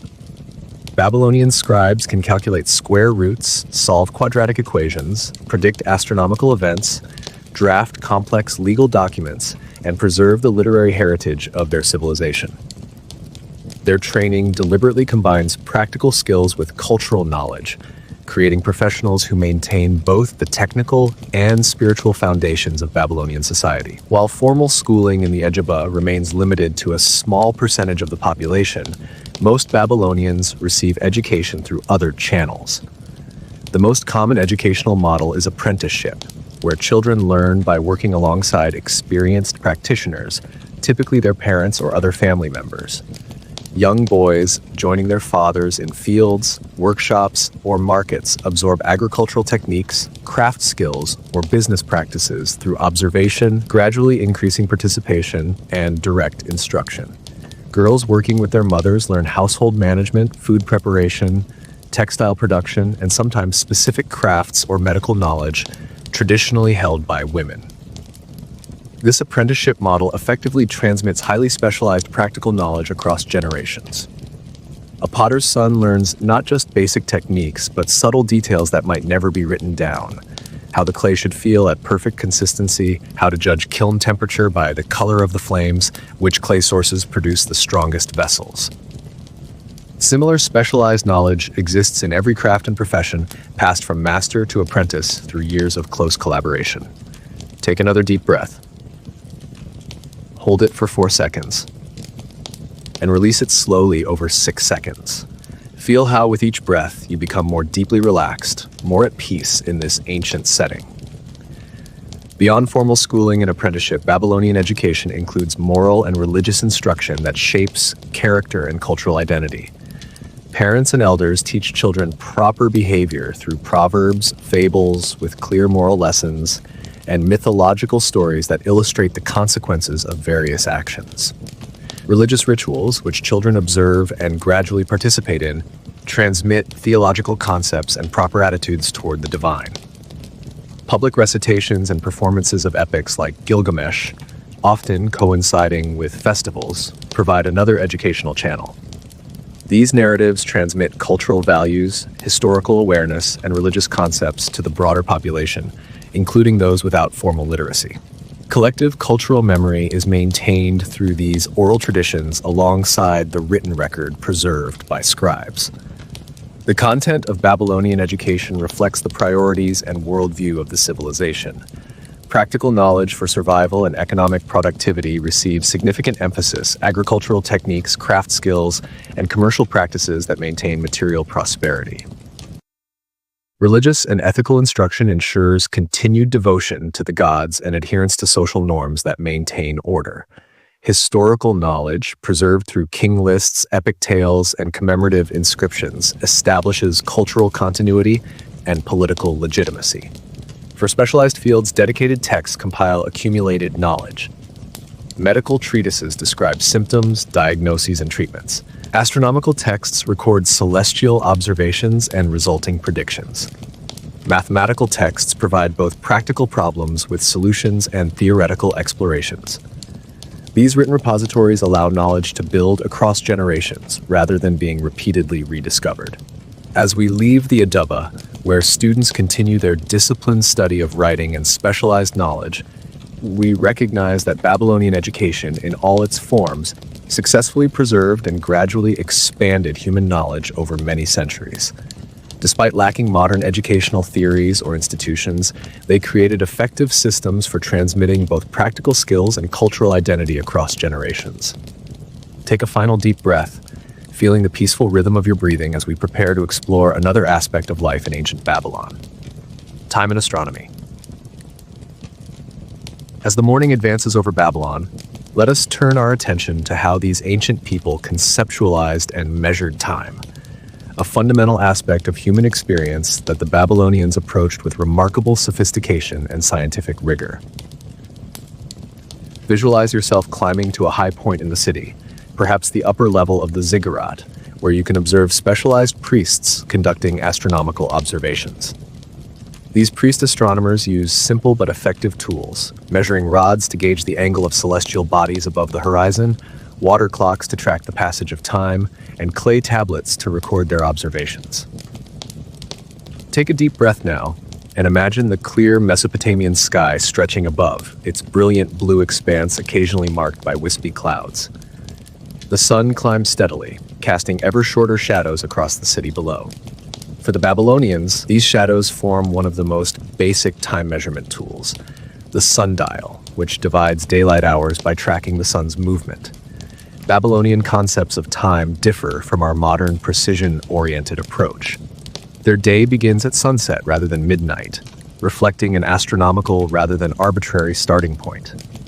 They divide daylight and darkness each into 12 hours, meaning that summer daylight hours are longer than winter ones, a system of seasonal hours rather than our fixed 60-minute hours. Breathe deeply again, hold it for a moment, and release. Feel how with each breath your body becomes heavier, more relaxed as we explore how these ancient people understood and tracked the passage of time. The Babylonian calendar represents one of humanity's great intellectual achievements, the product of centuries of astronomical observation and mathematical calculation. Based primarily on lunar cycles, their calendar consists of 12 months of 29 or 30 days, corresponding to the phases of the moon. This creates a year of approximately 354 days, shorter than the solar year that determines seasons. To reconcile this difference and prevent seasons from shifting through the calendar, Babylonian astronomers developed a sophisticated system of intercalation, periodically adding an extra month to realign the lunar calendar with solar realities. Initially done through direct observation of seasonal indicators, this process eventually became mathematically predictable through their advanced astronomical knowledge. If you're finding this exploration of ancient timekeeping peaceful, I invite you to take a moment to like this video. Your support helps our historical sleep journeys reach others seeking this blend of learning and relaxation. Now take another deep breath, and as you exhale, let any remaining tension melt away from your body. Babylonian astronomy extends far beyond calendar making, representing perhaps their most advanced scientific achievement. Over centuries, priest astronomers maintained detailed records of celestial events, the positions of planets, timing of eclipses, appearances of comets, and other astronomical phenomena. These records, compiled and analyzed across generations, allowed them to identify cycles and patterns in celestial movements with remarkable accuracy. By the later Babylonian period, this astronomical knowledge achieves predictive power. Astronomers can calculate future positions of planets, anticipate eclipses, and create ephemerides, tables showing celestial positions for years in advance. This represents a genuinely scientific approach using systematic observation, record keeping, pattern identification, and mathematical modeling to understand natural phenomena. Breathe deeply again. Feel the heaviness in your limbs, the peaceful rhythm of your breathing as we continue exploring Babylonian concepts of time and astronomy. This astronomical knowledge serves both practical and religious purposes. Practically, it allows for accurate calendar making, which guides agricultural activities, commercial arrangements, and civic administration. Religiously, celestial events are interpreted as divine communications, particular patterns or unusual phenomena considered omens requiring interpretation by specialized priests. The relationship between astronomy and astrology remains fluid in Babylonian thought. The same precise observations and calculations inform both the scientific understanding of celestial mechanics and the divinatory interpretation of heavenly signs. Celestial events might be predictable through mathematics while simultaneously carrying messages from the gods, concepts that coexist without contradiction in the Babylonian worldview. Babylonian mathematics, developed largely in service to astronomical calculation, achieves remarkable sophistication. Their sexagesimal base 60 number system proves particularly well suited for astronomical calculations involving fractions and divisions of circles. This system, the reason we still divide hours into 60 minutes and circles into 360 degrees, allows for convenient division by many factors. Take another deep breath. Hold it for 4 seconds and release it slowly over 6 seconds. Feel how with each breath, you become more deeply relaxed, more at peace in this ancient setting. Beyond formal astronomy conducted by specialists, ordinary Babylonians experience time through various rhythms that structure daily life. The alternation of day and night creates the most basic cycle, with different activities appropriate to each. The phases of the moon provide a visible monthly rhythm that everyone can observe. Seasonal changes, temperature variations, flooding patterns of the rivers, agricultural cycles create the annual rhythms around which much of life is organized. Religious festivals punctuate the year, marking significant points in seasonal or mythological cycles. The most important is the Akitu, or New Year Festival, celebrated at the spring equinox, which combines agricultural renewal with religious mythology through rituals reinforcing cosmic order. Other festivals honor specific deities, commemorate mythological events, or mark seasonal transitions important to agricultural or civic life. For marking shorter time intervals, Babylonians use water clocks, vessels with small holes that drain at a consistent rate, or graduated candles that burn down at predictable speeds. Longer time periods beyond the year are tracked through king lists, with events often dated by regnal years, in the 10th year of King Hammurabi rather than an absolute dating system. Historical consciousness in Babylon extends back many generations, with scribes maintaining records of previous kings, major events, and significant developments. This creates a sense of connection to the past and place within a continuing tradition that stretches back to the legendary kings before the Great Flood described in the Epic of Gilgamesh. As we descend from our observation point, where the priest astronomers continue their meticulous measurements and recordings, we appreciate how the Babylonian approach to time and astronomy exemplifies their broader intellectual achievements. Patient observation, systematic record-keeping, mathematical modeling, and practical application of knowledge accumulated across generations. Take a final deep breath, feeling the peaceful rhythm of your breathing as we prepare to explore another aspect of life in ancient Babylon. Technology's engineering.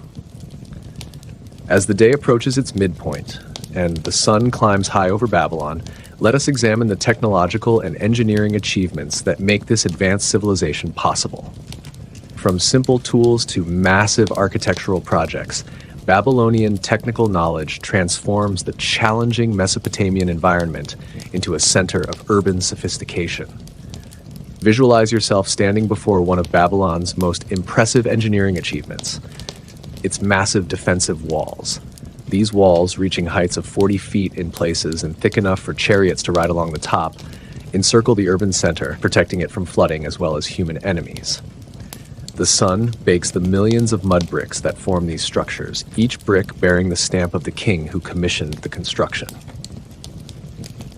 Take a deep breath now and consider the technical knowledge, organizational capacity, and sheer human effort represented by these walls. Their construction required sophisticated understanding of materials, structural principles, and logistics, moving earth on a massive scale, manufacturing millions of standardized bricks, and assembling them into a coherent whole that has stood for generations. Mud brick itself represents a significant technological innovation, transforming abundant clay into a durable building material by mixing it with chopped straw, which adds tensile strength, forming it in wooden molds, and drying it in the sun. For special structures requiring greater water resistance, bricks might be kiln-fired, creating a harder, more durable material. For decorative elements on important buildings, some bricks receive a colored glaze before firing, creating vivid blue, yellow, or white architectural elements. Breathe deeply again. Hold it for a moment and release. Feel how, with each breath, your body becomes heavier, more relaxed as we explore the technologies that underpin this ancient civilization. Water management technology forms perhaps the most crucial engineering achievement of Mesopotamian civilization. In a region where annual rainfall is insufficient for reliable agriculture, elaborate irrigation systems transform arid land into productive fields. Main canals, some wide enough to accommodate boats, branch from the rivers. These divide into progressively smaller channels that distribute water where needed. Dikes, dams, and sluice gates control water flow, while reservoirs store excess during floods for use during dry periods. The shaduf, a simple but effective machine, helps move water from lower to higher elevations. This device consists of a long pole balanced on a post with a counterweight on one end and a bucket on the other. With minimal effort, a farmer can dip the bucket into a canal, then use the counterweight to help lift the water to higher ground.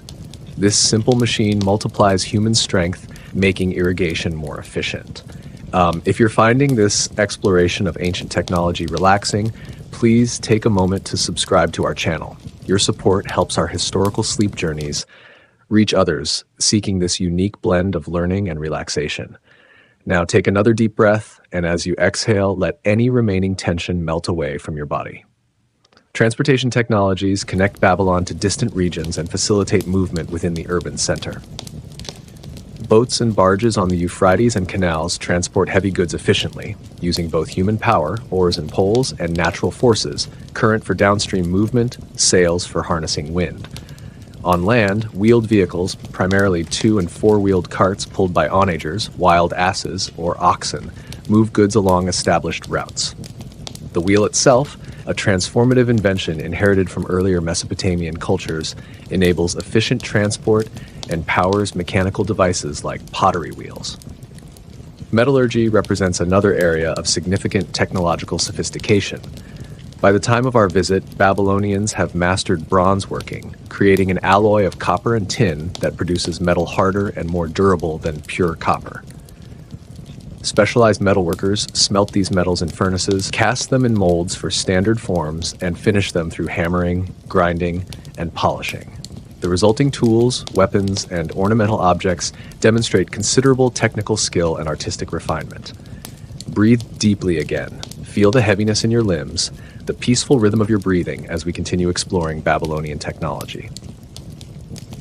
Textile production combines multiple technologies to transform raw fibers into useful fabrics. Specialized tools include spindles for twisting fibers into thread, looms for weaving threads into cloth, and various implements for finishing textiles. Beyond basic cloth production, Babylonians developed specialized techniques for creating patterned textiles, applying dyes derived from plants and minerals, and finishing fabrics to improve their appearance and durability. Food technologies preserve nutrition in a challenging climate without modern refrigeration. Drying, smoking, salting, and fermentation extend the usability of perishable foods. Specialized containers, Jars sealed with bitumen, baskets lined with pitch, and underground storage pits designed to maintain stable temperatures, protect grain and other staples from moisture, pests, and extreme heat. Architectural engineering achieves impressive results despite material limitations. Without access to large quantities of stone, Babylonian builders maximize the potential of mud brick through architectural innovations like the arch, the vault, and the dome.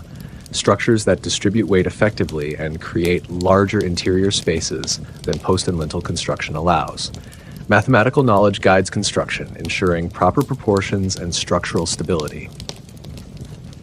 Take another deep breath, hold it for 4 seconds, and release it slowly over 6 seconds.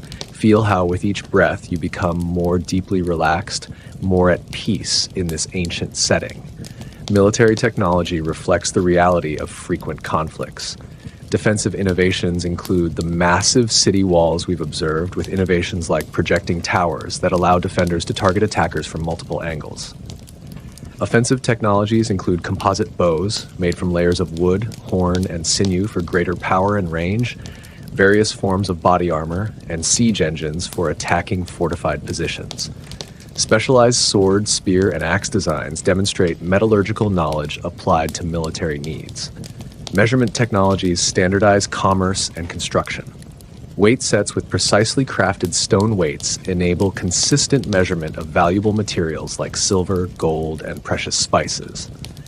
Standard volume measures, typically in the form of clay vessels of specific sizes, facilitate grain and liquid transactions. Length measurements, originally based on human body parts, cubits, palms, fingers, become standardized and systematized for architectural and surveying applications. Administrative technologies, particularly writing and accounting systems, facilitate the complex organization of Babylonian society. Cuneiform writing, impressed into clay with reed styluses, provides a durable medium for record keeping. Specialized formats develop for different types of records: large tablets for comprehensive accounts, small round tablets for receipts, tablet envelopes for secure document transmission. Mathematical notation systems, particularly their sexagesimal base 60 numerical system, enable sophisticated calculations for administration, astronomy, and engineering. All these technologies develop incrementally over generations rather than through sudden innovations. Knowledge is transmitted through apprenticeship and specialized training, with improvements occurring gradually as practitioners refine techniques and adapt to changing circumstances. The cumulative result is a sophisticated technological foundation that supports one of the ancient world's most advanced urban civilizations. As the midday sun reaches its zenith over Babylon, take a final deep breath, feeling the peaceful rhythm of your breathing as we prepare to explore another aspect of life in this ancient city. Feel yourself becoming ever more relaxed, your body heavy and comfortable as our historical journey continues. Housing and domestic life. As the sun begins its gradual descent from the midday peak, let us explore the places where most Babylonians spend their private hours, their homes, and the domestic activities that occur within these spaces. Visualize yourself walking through a residential district of Babylon, moving from the wider main avenues into progressively narrower side streets. Unlike our modern cities with their building setbacks and planned spacing, Babylonian residential areas present a densely packed organic arrangement of buildings. Houses share walls, creating continuous blocks of structures, interrupted only by the winding streets and occasional small squares. Take a deep breath now and notice the character of these residential spaces. The streets are narrow, in many places just wide enough for 2 people to pass, creating natural shade during the hot daytime hours. The walls facing the street have few openings, mostly just doorways and small high windows that provide security while allowing some ventilation. Babylonian domestic architecture follows patterns established over centuries, adapted to the local climate and available building materials. Most homes are constructed from sun-dried mud brick, economical, readily available, and providing natural insulation against both heat and cold. Walls are thick, often plastered with mud mixed with straw and lime for a smoother finish and greater durability. Breathe deeply again. Hold it for a moment and release. Feel how with each breath your body becomes heavier, more relaxed as we explore the domestic spaces of these ancient people. Let us enter a typical middle-class Babylonian home. Passing through a wooden door, we enter not into a room, but into a small entrance corridor that turns at an angle, preventing direct view into the house from the street, a design feature providing privacy and security. This corridor leads to the central feature of the house, an open courtyard that admits light and air to the surrounding rooms. This courtyard serves multiple functions: workspace for household tasks requiring good light, cooking area during tolerable weather, social space for family gathering, and air circulation system for the entire dwelling. A portion might be covered with a light roof of reed mats to provide partial shade while allowing heat to escape. A small altar for household deities often occupies one corner, allowing for daily religious observances within the domestic space. If you're finding this exploration of ancient homes peaceful, I invite you to take a moment to like this video. Your support helps our historical sleep journeys reach others seeking this blend of learning and relaxation. Now, take another deep breath, and as you exhale, let any remaining tension melt away from your body. Around this courtyard cluster the rooms of the house, their arrangement reflecting both practical needs and social hierarchies. The main reception room, where the family entertains guests, typically occupies the most prominent position. This room might feature better finishes, perhaps a floor of packed clay rather than simple earth, walls with smoother plaster, and niches for displaying household treasures or religious objects. More private family rooms surround the courtyard, their specific functions often flexible rather than rigidly defined as in modern homes. Sleeping, food preparation, storage, and daily activities might all occur in the same spaces at different times. Privacy, as we understand it, is a limited concept in most Babylonian homes, with family members sharing sleeping spaces and household activities occurring in view of the entire family. For wealthier families, houses might include a second story, accessed by narrow staircases built against walls. These upper rooms, often with thinner walls and more windows than ground floor spaces, provide cooler sleeping areas during hot summer nights. Roofs themselves are flat, constructed of wooden beams covered with reed mats and sealed with layers of clay. These rooftops serve as additional living spaces, particularly for sleeping during the hottest months. Breathe deeply again. Feel the heaviness in your limbs, the peaceful rhythm of your breathing as we continue exploring Babylonian domestic life. Household furnishings strike us with their relative simplicity. Most Babylonians sit on reed mats rather than chairs, perhaps with cushions for comfort. Low tables serve for dining and work surfaces. Storage consists primarily of pottery vessels of various sizes, woven baskets, and wooden chests for more valuable possessions. Sleeping happens on reed mats or simple wood-framed beds with woven supports. Wealthier homes might feature more elaborate furniture, chairs and stools with carved details, tables inlaid with contrasting woods or ivory, and beds with decorative elements. Textiles add comfort, color, and personal expression to these simple interiors. Woven hanging cloths might separate spaces within rooms. Rugs and mats cover earth floors, providing insulation and comfort. Cushions and bolsters make seating and sleeping areas more comfortable. These textiles, often made within the household itself, feature patterns and colors that reflect regional traditions, family preferences, and available dyes. Domestic activities follow daily and seasonal rhythms. Morning typically begins with the women of the household kindling the cooking fire, fetching water from a well or public fountain, and preparing the morning meal. Daily cleaning involves sweeping earth floors, removing dust from furnishings, and maintaining order in storage areas. Many households raise small animals, chickens, ducks, or goats in the courtyard, requiring daily feeding and maintenance. Take another deep breath, hold it for 4 seconds, and release it slowly over 6 seconds. Feel how with each breath, you become more deeply relaxed, more at peace in this ancient setting. Food preparation occupies significant domestic time and effort. Grain must be ground daily using stone querns, a laborious process typically performed by women. Bread dough requires kneading before baking in clay ovens or on hot stones. Vegetables need cleaning and chopping. Legumes require soaking and long cooking, and preserved foods must be prepared for immediate consumption.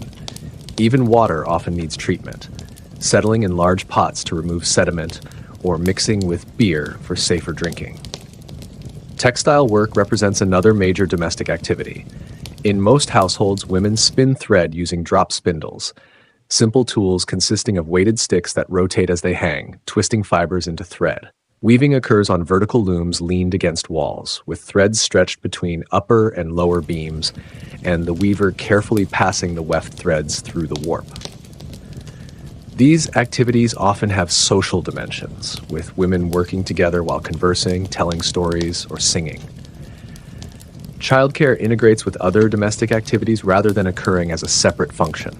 Young children remain with their mothers or older siblings while adults work at gradually participating in household tasks as they grow. Play happens with simple toys, clay figurines, miniature vessels, noisemakers filled with pebbles, or through imitative games that prepare children for adult roles. Religious observance forms an integral part of domestic life. Most households maintain small shrines with figurines representing protective deities and ancestors. Daily rituals might include lighting incense, offering small food portions, or reciting prayers for family protection and prosperity. These domestic religious practices complement the more formal temple rituals, creating continuous sacred dimensions within everyday life. As afternoon progresses in our Babylonian neighborhood, we observe how these domestic spaces create the foundation for family life, the basic social unit that sustains individuals through the challenges of ancient living. Despite material simplicity by modern standards, these homes provide essential functions: shelter, security, space for essential activities, and the context for intimate human connections that give meaning to daily existence. Take a final deep breath, feeling the peaceful rhythm of your breathing as we prepare to explore another aspect of life in ancient Babylon. The cycle of life: birth, marriage, and death. As afternoon deepens over Babylon, let us turn our attention to how Babylonians experience and mark the major transitions of human existence: birth, marriage, and death. These universal passages take distinctive forms shaped by Babylonian cultural beliefs, social structures, and religious understanding. Visualize a home where a birth is imminent. Inside, female relatives and neighbors have gathered to support a young woman in labor. The room has been prepared according to traditional practices. Specific protective amulets hang from the walls, and a brick birthing stool stands ready in the center of the space. A midwife, experienced in assisting deliveries, directs preparations while murmuring prayers to Nintu and other birth goddesses. Take a deep breath now and consider how this crucial life event unfolds in ancient Babylon. Childbirth represents a dangerous passage for both mother and infant in this pre-modern medical context, surrounded by both practical measures and spiritual protections to improve the chances of a successful outcome. The midwife combines practical knowledge, positioning for easier delivery, massage techniques to ease pain, herbal preparations to encourage contractions, with ritual elements intended to secure divine favor. Attendants recite specific incantations believed to ward off harmful influences, while the laboring woman might clasp protective amulets or figurines. Breathe deeply again. Hold it for a moment and release. Feel how with each breath your body becomes heavier, more relaxed as we explore these profound life transitions in ancient Babylon. After a successful birth, celebration mixes with continued protective measures. The newborn and mother remain in a state of vulnerable transition for several days, requiring special care and ritual protections. The umbilical cord might be preserved and buried within the home for continued connection to household deities. Naming occurs with careful consideration, often incorporating the names of ancestors or protective deities, establishing the child's identity and connections to family lineage. Infant mortality remains high despite all precautions, with many children not surviving their first year. This reality shapes both emotional responses to new life and cultural practices surrounding birth. Parents might delay full emotional investment until a child demonstrates vitality, while elaborate protective measures, amulets, incantations, and offerings to relevant deities continue throughout early childhood. If you're finding this exploration of ancient life transitions peaceful, please take a moment to subscribe to our channel. Your support helps our historical sleep journeys reach others seeking this unique blend of learning and relaxation. Take another deep breath, hold it for 4 seconds, and release it slowly over 6 seconds. Feel how, with each breath, you become more deeply relaxed, more at peace, even as we explore this more challenging aspect of ancient life. Military campaigns follow seasonal patterns dictated by practical considerations. Most offensive operations occur after harvest, when food supplies are most abundant and before winter weather complicates movement. Campaign planning considers not just military objectives, but also logistical realities, proximity to water sources, forage availability for animals, and supply line security. These practical constraints often influence strategic decisions more than purely tactical considerations. When cities like Babylon find themselves under siege, urban design elements reveal defensive planning. Food storage facilities within the walls allow for sustaining the population during prolonged isolation. Wells and water channels secured within the defenses ensure this critical resource remains available even when outside access is cut off. The organization of neighborhoods with narrow, winding streets creates additional defensive layers within the city itself, allowing defenders to contest and advance even if the main walls are breached. The human cost of warfare appears in various contexts. Temples maintain healing centers where wounded warriors receive treatment. Herbal preparations for pain, poultices for wounds, and surgical interventions when necessary. Royal inscriptions commemorate the fallen of successful campaigns, though with more emphasis on glorifying leadership than honoring individual sacrifices.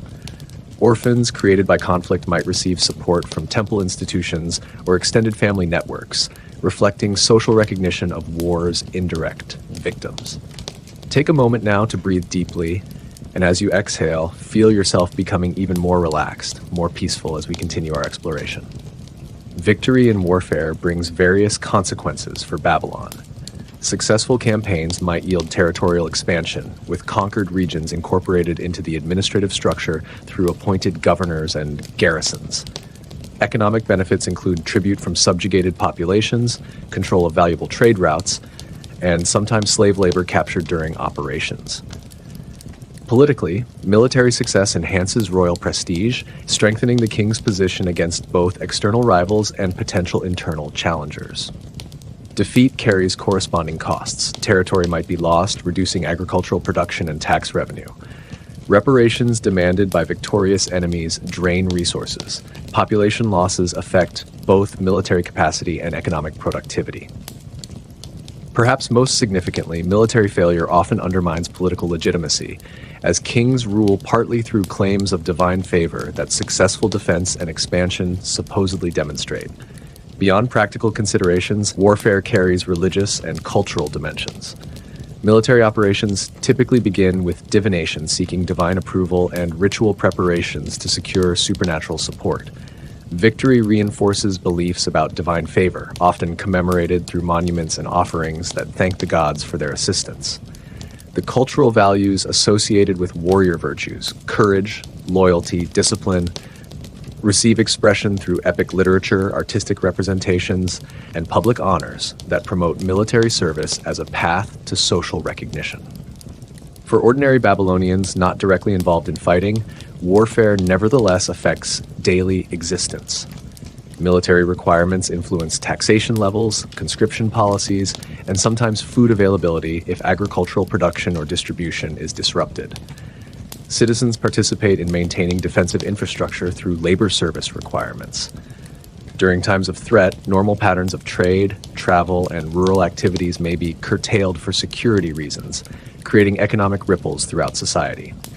As we leave the training ground, where soldiers continue their disciplined preparation for conflicts they hope to deter through their very readiness, we recognize that warfare, while destructive, represents an integral aspect of the civilization we've been exploring, a component that interacts with political, economic, religious, and social dimensions, rather than existing in isolation. Take a final deep breath, feeling the peaceful rhythm of your breathing as we prepare to explore another aspect of life in ancient Babylon. The royal court and government. As midday approaches and the sun stands high above Babylon, let us turn our attention to the pinnacle of the social and political hierarchy, the royal court and governmental structures that coordinate and direct this complex civilization.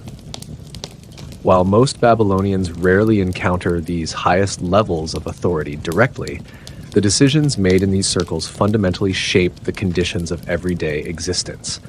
Visualize yourself approaching the palace complex near the center of the city.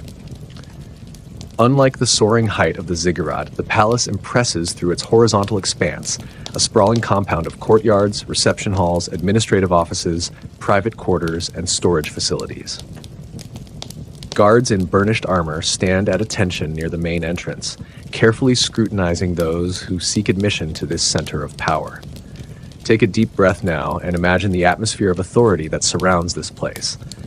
The exterior walls feature decorative elements, glazed bricks in geometric patterns, sculpted reliefs depicting royal achievements, and monumental gateways designed to impress visitors with the king's power and divine connection before they even enter the inner spaces. At the heart of Babylonian governance stands the king, Sharum, a figure who combines political, military, and religious authority in one person. Kingship in Babylon carries both practical responsibilities for maintaining order and prosperity and theological significance as the earthly representative of divine will. Royal ideology presents the king as divinely chosen, with legitimacy deriving from the god's favor rather than purely human selection.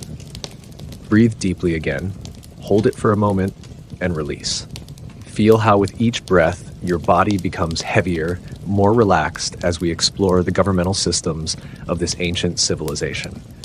Within the palace, various spaces serve different royal functions. The throne room, designed to inspire awe through its proportions and decoration, hosts formal audiences where the king receives foreign emissaries, provincial governors, and important petitioners. Council chambers provide settings for consultations with advisors on matters of state. Administrative offices house the scribes who maintain the records essential for effective governance. Private quarters, typically in more secluded sections, provide living space for the royal family and closest attendants. Royal court life follows elaborate protocols that reinforce social hierarchies and regulate access to power. Courtiers learn complex etiquette governing everything from proper forms of address to physical positioning in the king's presence. Special garments, jewelry, and insignia visually communicate rank and function within the court system. Ceremonial occasions, coronations, victory celebrations, religious festivals with royal participation, follow scripted procedures that symbolically reinforce political relationships and cosmic order. If you're finding this exploration of ancient governance peaceful, I invite you to take a moment to subscribe to our channel. Your support helps our historical sleep journeys reach others seeking this unique blend of learning and relaxation. Now take another deep breath, and as you exhale, let any remaining tension melt away from your body. The practical work of governance extends far beyond ceremonial aspects. The king, assisted by high officials, sets broad policies addressing taxation, justice, diplomatic relations, religious observances, and military affairs. Implementation requires an extensive administrative apparatus, professional officials who translate general directives into specific actions throughout the realm. This bureaucracy, staffed primarily by scribes with specialized training, maintains the records, communications, and organizational systems necessary for governing a complex society. Administrative organization follows both territorial and functional lines. Geographically, the kingdom divides into provinces administered by governors appointed by and answerable to the central authority.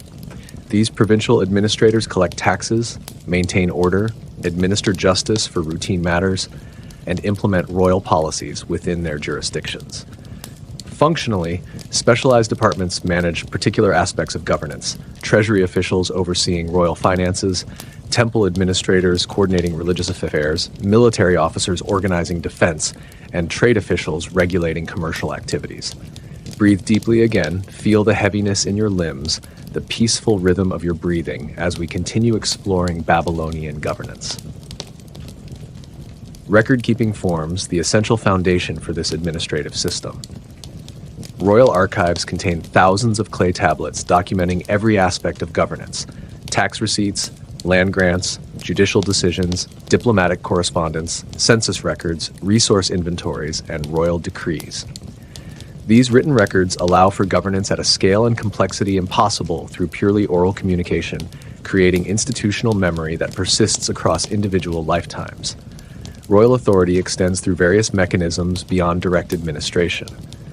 Religious leadership represents one important channel, with kings performing crucial ritual roles that position them as intermediaries between the divine and human realms. Legal authority flows from the king's position as final arbiter of justice, with the legal code itself often framed as royal gift to the people. Economic power derives from vast royal estates, control of key resources, taxation privileges, and regulatory authority over markets and trade. Take another deep breath, hold it for 4 seconds, and release it slowly over 6 seconds. Feel how with each breath you become more deeply relaxed, more at peace in this ancient setting. While Babylonian kingship carries significant authority, practical constraints limit absolute power. Religious traditions provide frameworks that even kings must respect, with priests serving as guardians of proper relationship with the divine. Customary laws and practices create expectations about proper governance that cannot be ignored without risking legitimacy. Powerful interest groups, noble families, wealthy merchants, high priests, must be managed through negotiation and compromise rather than simple command. These practical checks create a more complex governance reality than royal ideology might suggest. Succession represents a particularly critical aspect of the royal system. While kingship typically passes through bloodlines, specific succession rules remain somewhat flexible rather than rigidly defined. The ideal successor combines royal lineage with personal qualities, military skill, administrative competence, religious knowledge deemed necessary for effective rule. Succession disputes occasionally erupt when multiple candidates have plausible claims, sometimes leading to periods of instability that reveal the fragility beneath the appearance of eternal order. The king's court includes more than administrative officials. Royal family members occupy privileged positions, with queens, princes, and princesses maintaining their own households within the palace complex. Servants with specialized functions, cupbearers, food tasters, personal attendants, musicians, and various craftspeople dedicated to royal service maintain the practical and ceremonial aspects of court life. Guards and soldiers provide security, while priests perform rituals specific to royal welfare and divine connection. As we move through a public courtyard where petitioners wait for opportunities to present requests to officials, we observe how the governmental system connects to ordinary citizens. Most Babylonians interact with government primarily through tax collection, judicial proceedings for significant disputes, conscription for military or labor service, and public ceremonies where royal authority manifests visibly. While daily life for most occurs far from palace politics, the stability and effectiveness of governance fundamentally shapes the conditions within which individual lives unfold. Take a final deep breath, feeling the peaceful rhythm of your breathing as we prepare to explore another aspect of life in ancient Babylon: music, art, and aesthetics. As the afternoon advances and shadows begin to lengthen across Babylon, let us explore the aesthetic dimensions of this civilization, the artistic expressions, musical traditions, and concepts of beauty that enrich life beyond purely practical necessities. These creative elements reveal how Babylonians understood themselves, their world, and their relationship to the divine through visual, auditory, and tactile forms. Visualize yourself approaching a temple courtyard where a musical performance is underway as part of a religious ceremony. Musicians play various instruments: a lyre with multiple strings stretched across a wooden soundbox, drums of different sizes producing varied tones, and flutes made from reed or bone. Their melody follows patterns that might sound strange to our modern ears, using scale systems and rhythmic structures different from Western musical traditions.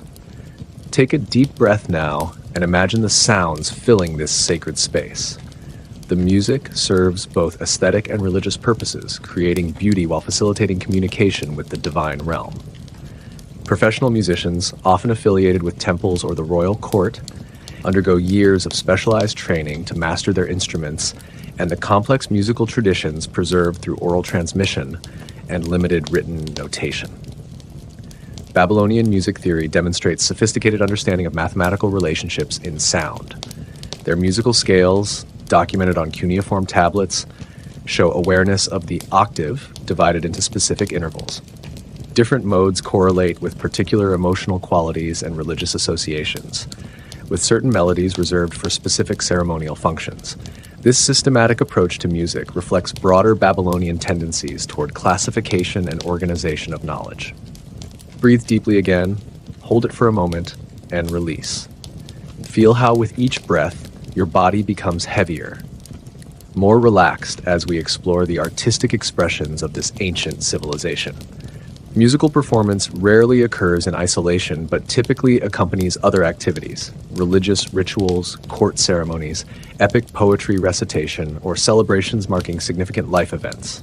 Singer-poets perform narrative works like the Epic of Gilgamesh, their voices rising and falling with the dramatic content, occasionally accompanied by instrumental passages that enhance emotional impact. Work songs rhythm laborious tasks, making them more bearable while synchronizing group efforts. Lullabies soothe children to sleep, passing cultural values through gentle melodies across generations. Beyond music, visual arts pervade Babylonian culture in various forms. Monumental architecture represents perhaps the most impressive artistic expression, with ziggurats, temples, and palaces designed not merely for functionality, but to inspire awe through their proportions, layouts, and decorative elements. These structures employ principles of symmetry, hierarchy, and cosmic symbolism to create spaces that communicate religious and political messages through their very form. If you're finding this exploration of ancient arts peaceful, please take a moment to like this video. Your support helps our historical sleep journeys reach others seeking this unique blend of learning and relaxation. Now take another deep breath, and as you exhale, let any remaining tension melt away from your body. Sculptural arts appear in various contexts and scales. Monumental reliefs adorning important buildings depict religious scenes, royal achievements, or mythological narratives in standardized styles, emphasizing clarity and symbolic content over naturalistic representation. Smaller sculptures include divine statues for temples, protective figurines for homes, and votive objects dedicated at shrines. These three-dimensional works follow conventions regarding proportion, posture, and attribute presentation that communicate identity and significance to viewers familiar with the visual language. Pictorial arts extend beyond sculpture to include wall paintings, ceramic decoration, and textile designs. Color plays important symbolic and aesthetic roles, with specific hues carrying established associations, blue connecting to divine realms, red signifying life forces, gold representing solar qualities. Decorative motifs combine geometric patterns with stylized natural forms, creating visual rhythms that please the eye while often carrying deeper symbolic meanings. Breathe deeply again. Feel the heaviness in your limbs, the peaceful rhythm of your breathing as we continue exploring Babylonian artistic traditions. Personal adornment represents another significant aesthetic domain. Jewelry crafted from precious metals and stones serves both decorative and status-marking functions. Clothing, particularly for elites, incorporates decorative elements through embroidery, applique, or woven patterns. Hairstyles and cosmetics follow conventions that communicate social position, life stage, and sometimes professional identity. These personal aesthetic choices allow individual expression while remaining within culturally established frameworks. The minor arts, small-scale crafts producing everyday objects, demonstrate how aesthetic sensibility extends beyond monumental or ceremonial contexts. Pottery vessels feature pleasing proportions and sometimes decorative elements, even when serving purely practical functions. Furniture combines utility with visual appeal through proportional harmony and occasional ornamental details. Even simple tools might receive decorative touches that transform utilitarian objects into expressions of cultural identity. Babylonian aesthetics differs from modern Western approaches in significant ways. Symbolic content often takes precedence over naturalistic representation, with visual elements chosen for their meaningful associations rather than literal appearance. Standardization of forms creates recognizable types that communicate specific information to knowledgeable viewers, with innovation occurring within established conventions rather than through dramatic departures from tradition. Multiple perspective systems might appear in a single composition, presenting the most significant aspects of each element rather than maintaining consistent viewpoint. Take another deep breath, hold it for 4 seconds, and release it slowly over 6 seconds. Feel how with each breath you become more deeply relaxed, more at peace in this ancient setting. Artistic production typically occurs within established professional frameworks rather than as individualistic expression. Most artists and craftspeople learn their skills through apprenticeship, mastering traditional techniques and conventional forms before earning the right to produce works independently. Attribution focuses more on workshop identity than individual makers, with personal artistic identity subordinated to the cultural and functional purposes of the work. This system produces high technical standards and continuity across generations while allowing gradual stylistic evolution. Patronage shapes artistic production significantly. Temples commission works that enhance religious experience and communicate theological concepts through visual means. Royal patronage supports arts that reinforce political messages about divine favor, military prowess, and administrative accomplishment. Wealthy individuals commission items that demonstrate status through quality materials and skilled execution.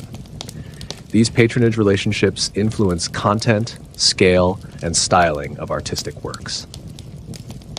As the musical performance in the temple courtyard concludes, take a moment to appreciate how these various artistic expressions, music, architecture, sculpture, pictorial arts, personal adornment, and decorative crafts, collectively create a rich aesthetic environment that shapes the sensory experience of Babylonian life.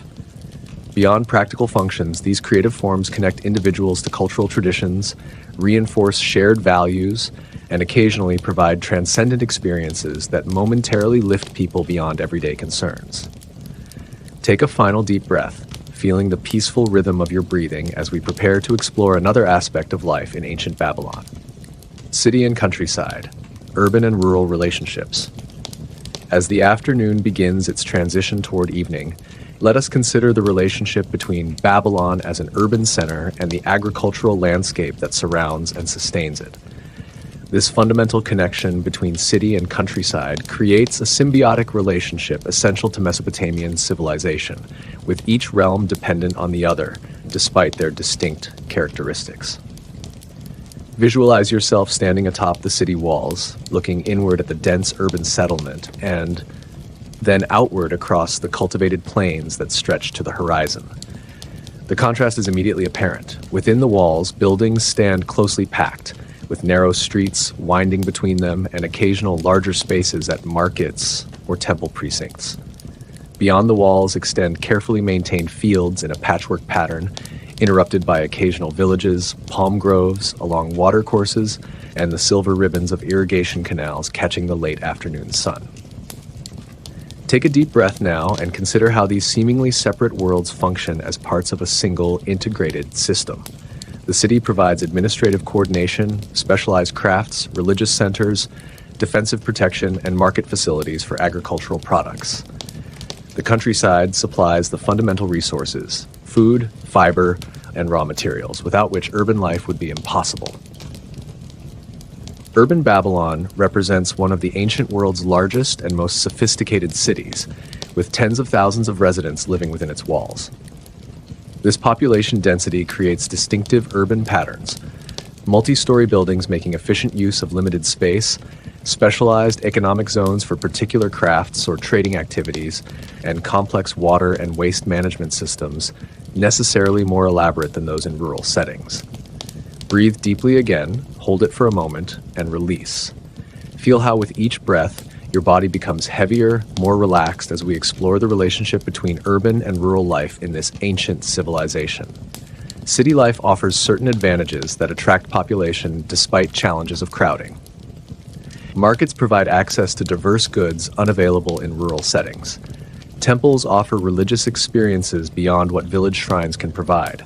Administrative centers create employment opportunities for scribes and officials. Defensive walls offer protection during conflicts. Educational institutions, however limited by modern standards, exist primarily in urban contexts. These benefits draw people from rural areas, creating gradual urbanization despite the continued importance of agricultural production. Rural life follows different rhythms and priorities. Agricultural villages typically consist of clustered dwellings surrounded by the fields worked by their inhabitants. Daily routines follow seasonal patterns dictated by farming requirements: plowing, planting, irrigation maintenance, harvesting, and processing crops. Social organization tends toward extended family units with patriarchal authority, though still operating within the broader administrative frameworks established by urban authorities. If you're finding this exploration of ancient urban-rural relationships peaceful, I invite you to take a moment to subscribe to our channel. Your support helps our historical sleep journeys reach others seeking this unique blend of learning and relaxation. Now take another deep breath, and as you exhale, let any remaining tension melt away from your body. Economic relationships bind city and countryside in mutual dependency. Urban markets provide outlets for agricultural surplus, converting perishable products into more stable value forms like silver or manufactured goods. City workshops transform raw materials from rural areas: grain into bread and beer, wool into textiles, clay into pottery, adding value through specialized processing. Rural producers depend on urban craftspeople for tools, storage vessels, and specialized items beyond village production capabilities. This exchange creates complex economic networks despite the relatively simple technology of the period. Administrative systems formalize these relationships through taxation, labor requirements, and resource allocation. Temple and palace institutions own significant agricultural lands operated through complex management systems tracked by urban scribes. Tax collectors gather portions of agricultural production for urban institutions that redistribute resources for specialized functions. Conscription for labor projects and military service draws disproportionately from rural populations, whose labor supports urban projects like wall construction or canal maintenance. Breathe deeply again. Feel the heaviness in your limbs, the peaceful rhythm of your breathing as we continue exploring the urban-rural dynamic. Social distinctions accompany the physical and economic differences between urban and rural life. Urban residents often view themselves as more sophisticated, with greater access to cultural resources and specialized knowledge. Rural populations maintain stronger connections to traditional practices and sometimes view city dwellers as disconnected from fundamental life processes. Social mobility more frequently involves movement from rural to urban settings than the reverse, particularly for talented individuals seeking specialized training or opportunities beyond agricultural production. Yet these distinctions should not be overdrawn. Many urban residents maintain connections to rural origins through family ties or small land holdings outside the city. Some crafts, particularly those requiring space or generating unpleasant byproducts, operate in transitional zones between urban and rural areas. Religious festivals bring rural populations temporarily into urban centers, while urban administrators regularly travel into the countryside to oversee taxation or resolve disputes. These interactions create more complex relationships than simple urban-rural dichotomies might suggest.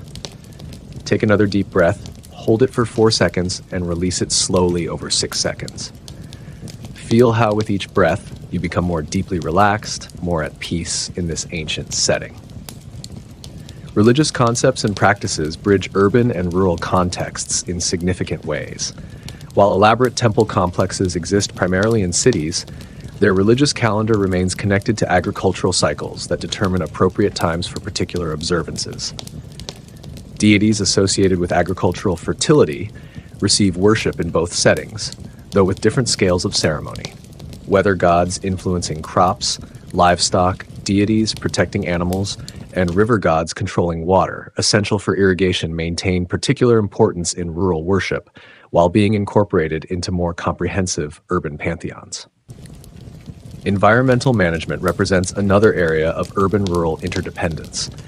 The irrigation systems that make agriculture possible in this semi-arid region require coordination beyond individual village capabilities. Urban administrative centers plan canal construction, allocate water rights, organize maintenance labor, and resolve disputes between communities. Agricultural productivity depends on this urban-centered administration, while the urban population relies on the resulting food production, a relationship recognizable to both parties despite occasional tensions over resource distribution. The physical landscape itself bears marks of this relationship between concentrated urban settlement and dispersed agricultural production. Roads connect the city to villages and smaller towns, creating a network with Babylon at its center. Canals serve both irrigation and transportation functions, moving agricultural products toward urban markets. Watchtowers and small fortifications at strategic points protect both urban interests and rural populations. Field boundaries, land registration markers, and irrigation rights indicators represent the extension of urban administrative systems into the agricultural landscape. As evening approaches and farmers begin returning from their fields toward the city or surrounding villages, take a moment to appreciate how this fundamental relationship between urban concentration and rural production creates the foundation for Babylonian civilization. Neither could exist without the other, and understanding either requires recognizing their mutual dependence despite their distinctive characteristics and sometimes competing interests. Take a final deep breath, feeling the peaceful rhythm of your breathing as we prepare to explore another aspect of life in ancient Babylon. The lives of children. As evening begins to settle over Babylon, with families gathering for the day's final meal, let us turn our attention to some of the youngest members of society and consider how children experience life in this ancient civilization. Their world, while embedded within the broader culture we've been exploring, carries distinctive characteristics shaped by their developmental stage and social position. Visualize a residential courtyard where several families share the cooler evening air. Children of various ages move through this space. Infants cradled in their mother's arms or secured in simple cradles, toddlers playing with clay figurines and miniature pottery, older children assisting with meal preparation or other household tasks. Their activities reflect both universal aspects of childhood and culturally specific patterns shaped by Babylonian values and social structures. Take a deep breath now and observe how childhood in Babylon differs from modern Western conceptions. Childhood exists as a recognized life stage, but its boundaries and expectations contrast with contemporary views. Dependency periods tend to be shorter, with gradually increasing responsibilities from early ages. Play and work often blend rather than being separated activities, with many children's games mimicking adult tasks they will later perform. Infancy represents a period of particular vulnerability in this pre-modern medical context. Babylonian parents employ both practical care measures and spiritual protections to improve survival chances. Mothers typically breastfeed for extended periods, sometimes 2 to 3 years, providing both nutrition and immunological benefits. Amulets and protective figurines placed near infants ward off supernatural threats believed to target the very young. Lullabies and gentle physical contact offer emotional security while establishing cultural bonds. Breathe deeply again, hold it for a moment, and release. Feel how with each breath, your body becomes heavier, more relaxed as we explore the experience of children in ancient Babylon. Early childhood education occurs primarily within family contexts rather than formal institutions. Children learn through observation, imitation, and graduated participation in household activities. Parents and older siblings provide ongoing guidance, demonstrating techniques, correcting errors, and explaining the reasoning behind practices. Grandparents often play significant educational roles, transmitting cultural stories, religious knowledge, and traditional skills to younger generations. This apprenticeship model effectively transfers both practical knowledge and cultural values. Play serves important developmental functions while reflecting the material conditions of Babylonian life. Most toys are simple objects: clay figurines representing people and animals, miniature versions of adult tools and vessels, noisemakers containing pebbles or seeds, balls made from cloth or leather. Games include versions of tag, hiding games, competitions testing physical skills, and board games teaching strategic thinking. Through play, children develop physical coordination, social skills, and cultural knowledge in ways appropriate to their future adult roles. If you're finding this exploration of ancient childhood peaceful, please take a moment to like this video. Your support helps our historical sleep journeys reach others seeking this unique blend of learning and relaxation. Now take another deep breath, and as you exhale, let any remaining tension melt away from your body. Gender differentiation begins early and shapes children's experiences significantly. Young boys increasingly accompany their fathers or other male relatives, learning gender-appropriate skills through observation and gradually increasing participation. Girls similarly learn from mothers and female relatives, mastering household management, textile production, and sometimes specific crafts associated with women. This gender-based education prepares children for their anticipated adult roles, with exceptions made primarily for families engaged in specialized occupations requiring particular skills regardless of traditional gender associations. Formal education remains limited to a small percentage of children, primarily boys from elite families destined for scribal, administrative, or priestly roles. These fortunate few attend the Ejuba or tablet house, where they learn writing, calculation, and specialized knowledge through rigorous and sometimes harsh instructional methods. The vast majority receive their education through family-based apprenticeship in whatever occupation their parents practice: farming, crafts, trade, or household management. Breathe deeply again. Feel the heaviness in your limbs, the peaceful rhythm of your breathing as we continue exploring children's lives in ancient Babylon. Children's legal status reflects both protections and limitations. Babylonian law recognizes certain rights for children, including protection from extreme abuse and provisions for orphans. The famous Code of Hammurabi includes sections addressing adoption, inheritance rights, and circumstances when children might be transferred to creditors to work off family debts.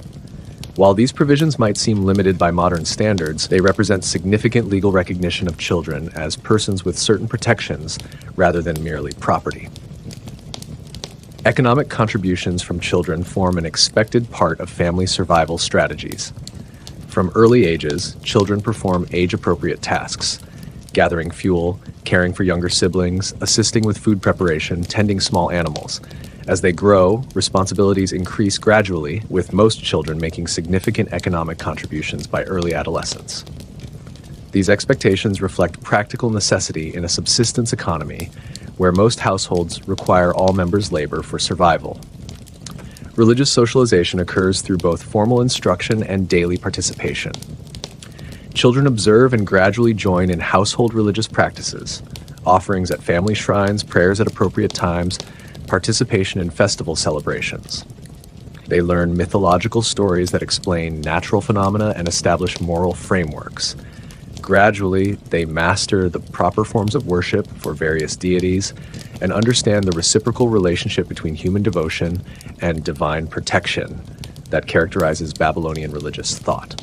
Take another deep breath, hold it for 4 seconds, and release it slowly over 6 seconds.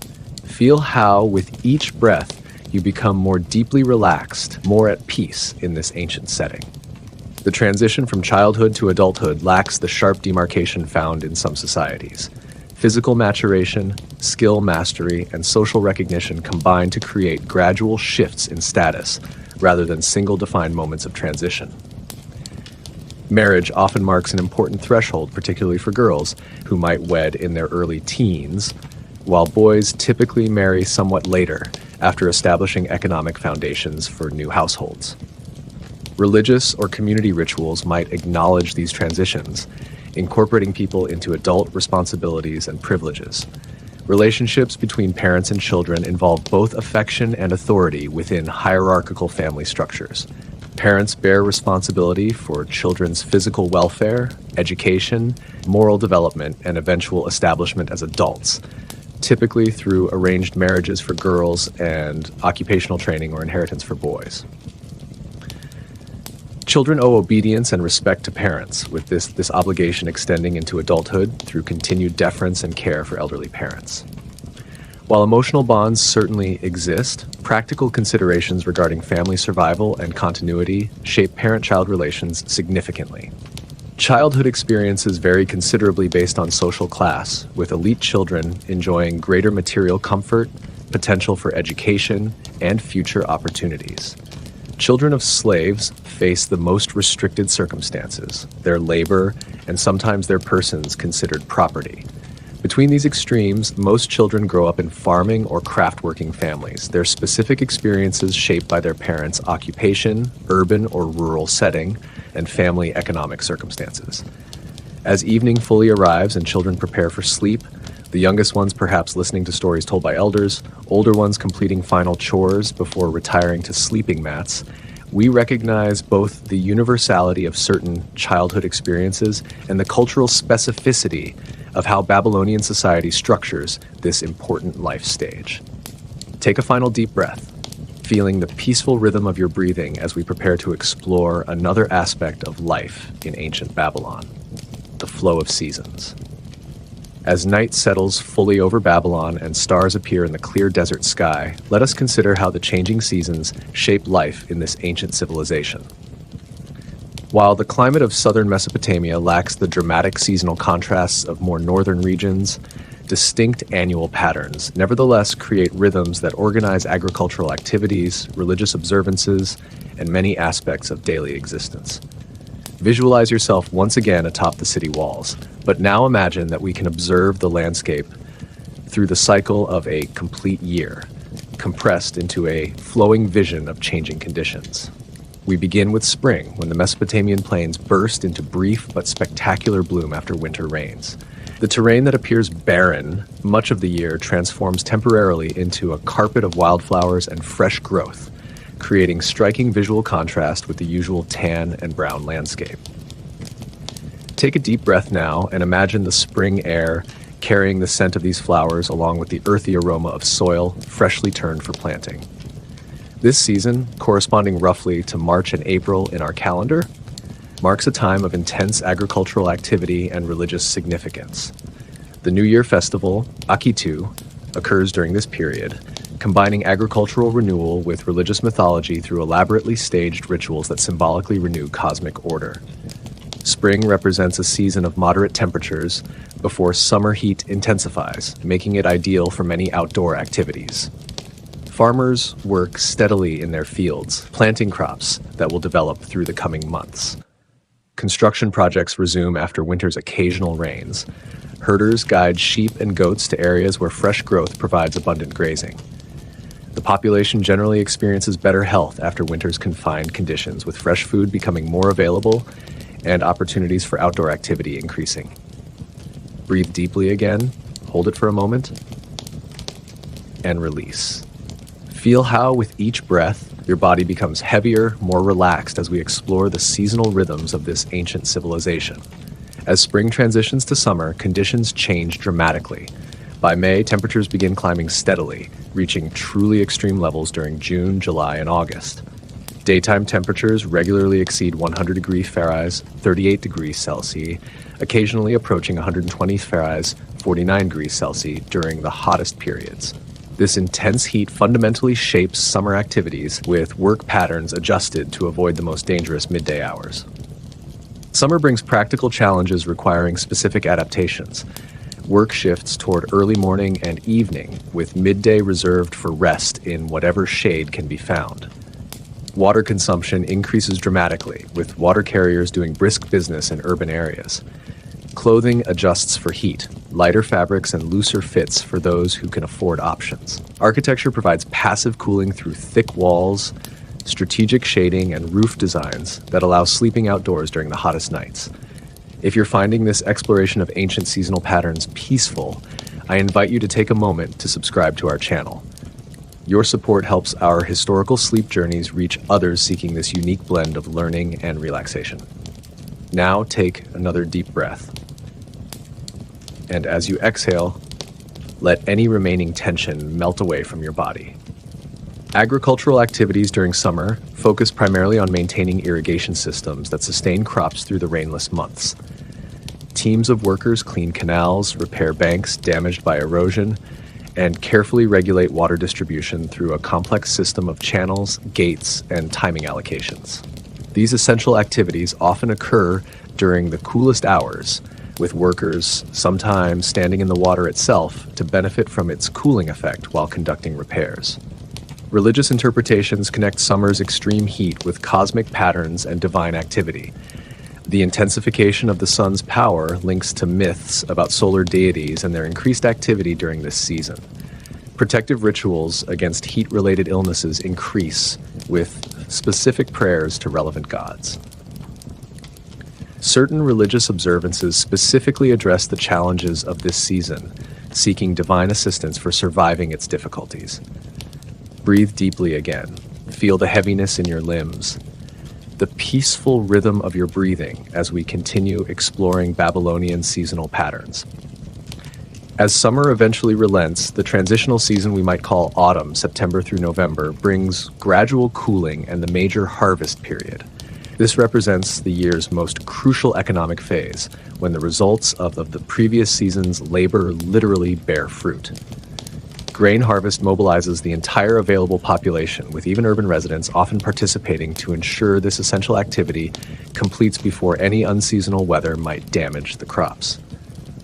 Harvest festivals mark this season, combining Thanksgiving for successful yields with practical distribution of portions to various recipients: temples, palace storehouses, individual farmers, and laborers who participated in the work.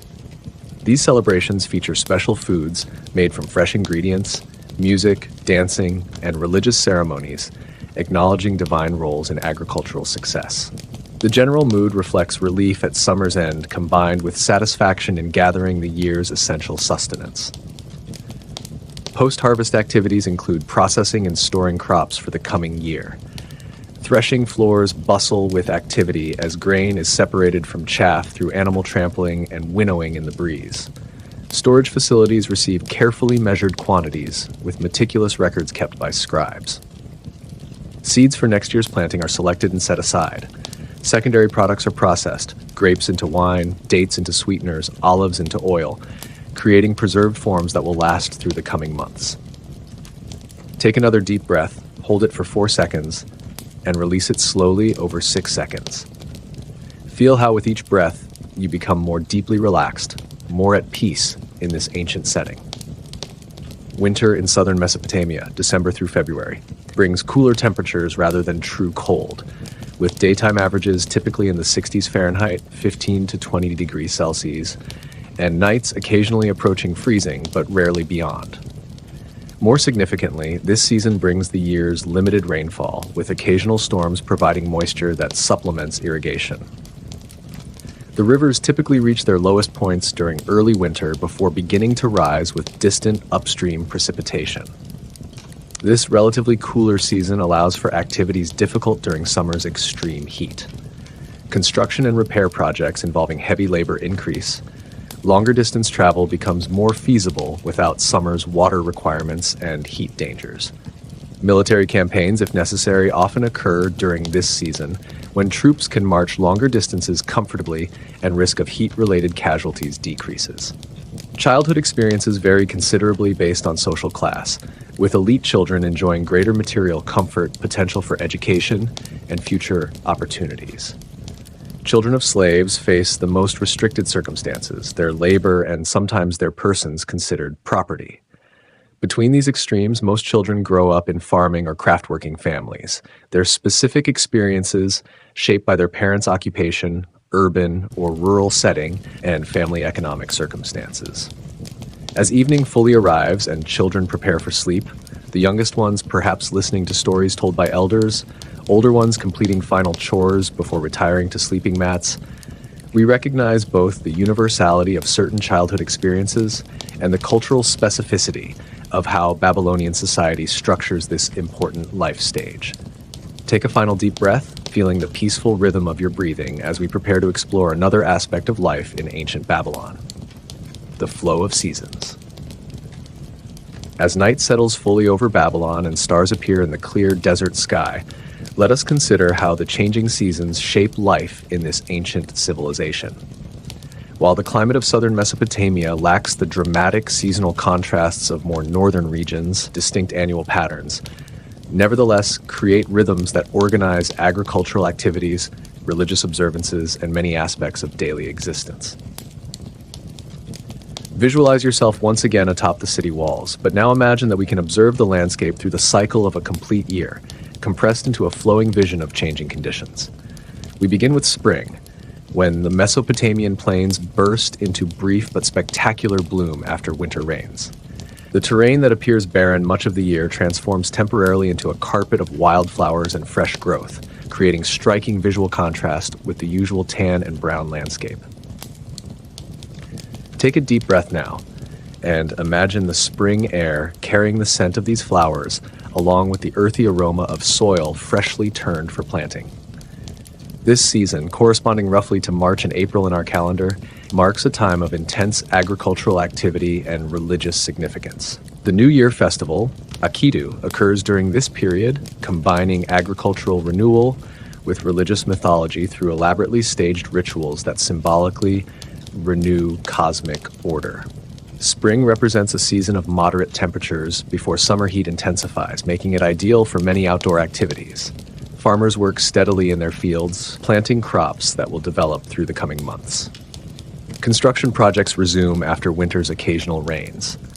Herders guide sheep and goats to areas where fresh growth provides abundant grazing. The population generally experiences better health after winter's confined conditions, with fresh food becoming more available and opportunities for outdoor activity increasing. Breathe deeply again, hold it for a moment, and release. Feel how, with each breath, your body becomes heavier, more relaxed as we explore the seasonal rhythms of this ancient civilization. As spring transitions to summer, conditions change dramatically. By May, temperatures begin climbing steadily, reaching truly extreme levels during June, July, and August. Daytime temperatures regularly exceed 38 degrees Celsius, occasionally approaching 49 degrees Celsius during the hottest periods. This intense heat fundamentally shapes summer activities, with work patterns adjusted to avoid the most dangerous midday hours. Summer brings practical challenges requiring specific adaptations. Work shifts toward early morning and evening, with midday reserved for rest in whatever shade can be found. Water consumption increases dramatically, with water carriers doing brisk business in urban areas.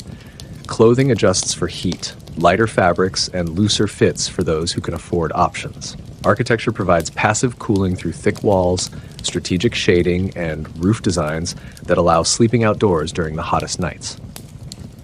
If you're finding this exploration of ancient seasonal patterns peaceful, I invite you to take a moment to subscribe to our channel. Your support helps our historical sleep journeys reach others seeking this unique blend of learning and relaxation. Now take another deep breath, and as you exhale, let any remaining tension melt away from your body. Agricultural activities during summer focus primarily on maintaining irrigation systems that sustain crops through the rainless months. Teams of workers clean canals, repair banks damaged by erosion, and carefully regulate water distribution through a complex system of channels, gates, and timing allocations. These essential activities often occur during the coolest hours, with workers sometimes standing in the water itself to benefit from its cooling effect while conducting repairs. Religious interpretations connect summer's extreme heat with cosmic patterns and divine activity. The intensification of the sun's power links to myths about solar deities and their increased activity during this season. Protective rituals against heat-related illnesses increase, with specific prayers and offerings to relevant gods.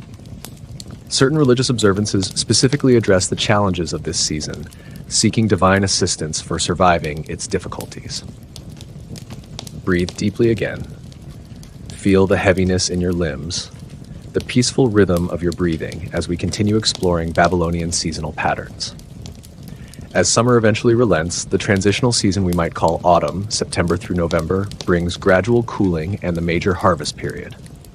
This represents the year's most crucial economic phase, when the results of the previous season's labor literally bear fruit.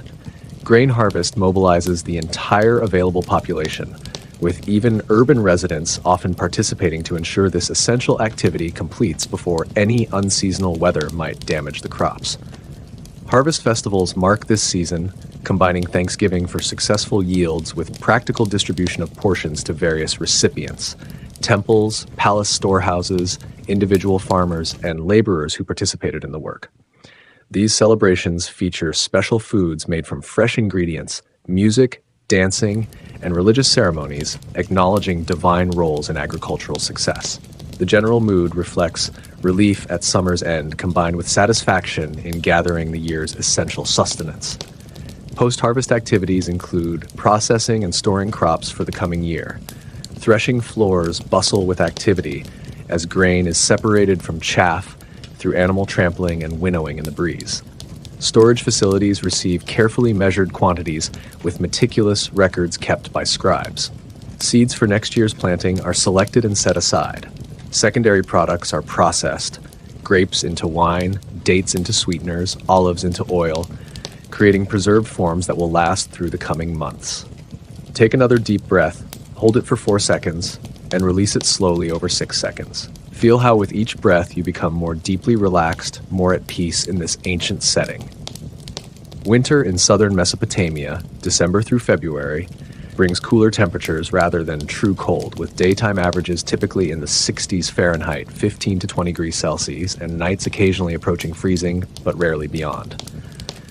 More significantly, this season brings the year's limited rainfall, with occasional storms providing moisture that supplements irrigation. The rivers typically reach their lowest points during early winter before beginning to rise with distant upstream precipitation. This relatively cooler season allows for activities difficult during summer's extreme heat. Construction and repair projects involving heavy labor increase. Longer distance travel becomes more feasible without summer's water requirements and heat dangers. Military campaigns, if necessary, often occur during this season, when troops can march longer distances comfortably and risk of heat-related casualties decreases. Literacy itself remains limited to a small percentage of the population, primarily those needing reading and writing for professional functions: scribes, priests, administrators, and some merchants. Most Babylonians experience written texts through intermediaries who read aloud or explain content rather than through direct reading. This creates a particular relationship to written knowledge, with literate specialists serving as gatekeepers and interpreters of textual information for the broader community. Take another deep breath, hold it for 4 seconds, and release it slowly over 6 seconds. Feel how with each breath you become more deeply relaxed, more at peace in this ancient setting. Oral communication remains vitally important despite the development of writing. Storytelling preserves cultural narratives, historical memories, and practical knowledge in forms accessible to the non-literate majority. Public announcements by heralds communicate royal decrees or important news throughout urban neighborhoods. Religious recitations transmit sacred texts through performances that engage listeners emotionally as well as intellectually. These oral channels complement rather than compete with written forms, each serving particular communication needs. For most Babylonians, communication networks center on face-to-face interactions within local communities. Neighborhoods function as information ecosystems where news travels through personal conversations. Markets serve as communication hubs where people exchange not just goods, but also information from different sources. Religious gatherings provide occasions for community-wide dissemination of important messages. These interpersonal networks maintain social cohesion while distributing practical knowledge where needed. Longer distance communication relies on messengers carrying verbal or written information between locations. Official communication systems maintain relay stations along major routes, allowing relatively rapid transmission of urgent messages across the kingdom. Commercial networks create regular information flows between trading partners in different cities. Travelers of all types carry news informally as they move between locations, creating more haphazard but still significant connections across geographic space. Language itself shapes how Babylonians conceptualize their world, with distinctive vocabulary and grammatical patterns highlighting aspects of experience particularly important in their cultural context. Religious terminology distinguishes various types of divine beings, sacred objects, and ritual actions with precision that reveals theological sophistication. Agricultural vocabulary captures nuanced distinctions in soil conditions, irrigation methods, and crop characteristics essential for farming success. Social terms carefully mark status relationships, kinship connections, and obligation patterns that organize community life. As night reaches its deepest hours and the scribes finally put aside their work, sealing completed tablets in storage jars or placing them on drying shelves, take a moment to appreciate how these systems of language and communication create the connective tissue of Babylonian civilization, binding individuals into communities, preserving knowledge across generations, and making possible the complex interactions that sustain urban society. take a final deep breath, feeling the peaceful rhythm of your breathing as we prepare to explore another aspect of life in ancient Babylon. Foods and flavors. As the deepest part of night passes and the first hints of dawn begin to lighten the eastern horizon, kitchen fires are already being kindled throughout Babylon. Let us explore the foods and flavors that nourish the inhabitants of this ancient city, the ingredients, preparation methods, and culinary traditions that satisfy both physical needs and cultural meanings around eating. Visualize an awakening kitchen in a modest Babylonian home. A woman kneels before a small clay oven, feeding it kindling to start the day's first cooking fire. Nearby, other family members begin various food preparation tasks, grinding grain for bread, chopping onions and herbs, soaking dried legumes that will simmer throughout the day. These early morning activities establish the foundation for the day's meals. Take a deep breath now and imagine the aromas beginning to fill this space. The sharp scent of onions, the earthy smell of clay warming near fire, the distinctive fragrance of fresh herbs being crushed, and the yeasty aroma of bread dough that was set to rise overnight. These scents would be immediately recognizable to any Babylonian as the comforting indicators of home and sustenance. The foundation of the Babylonian diet is grain, primarily barley, which provides the majority of calories for most of the population. Barley thrives in the somewhat saline soils of southern Mesopotamia, yielding reliable harvests when properly irrigated.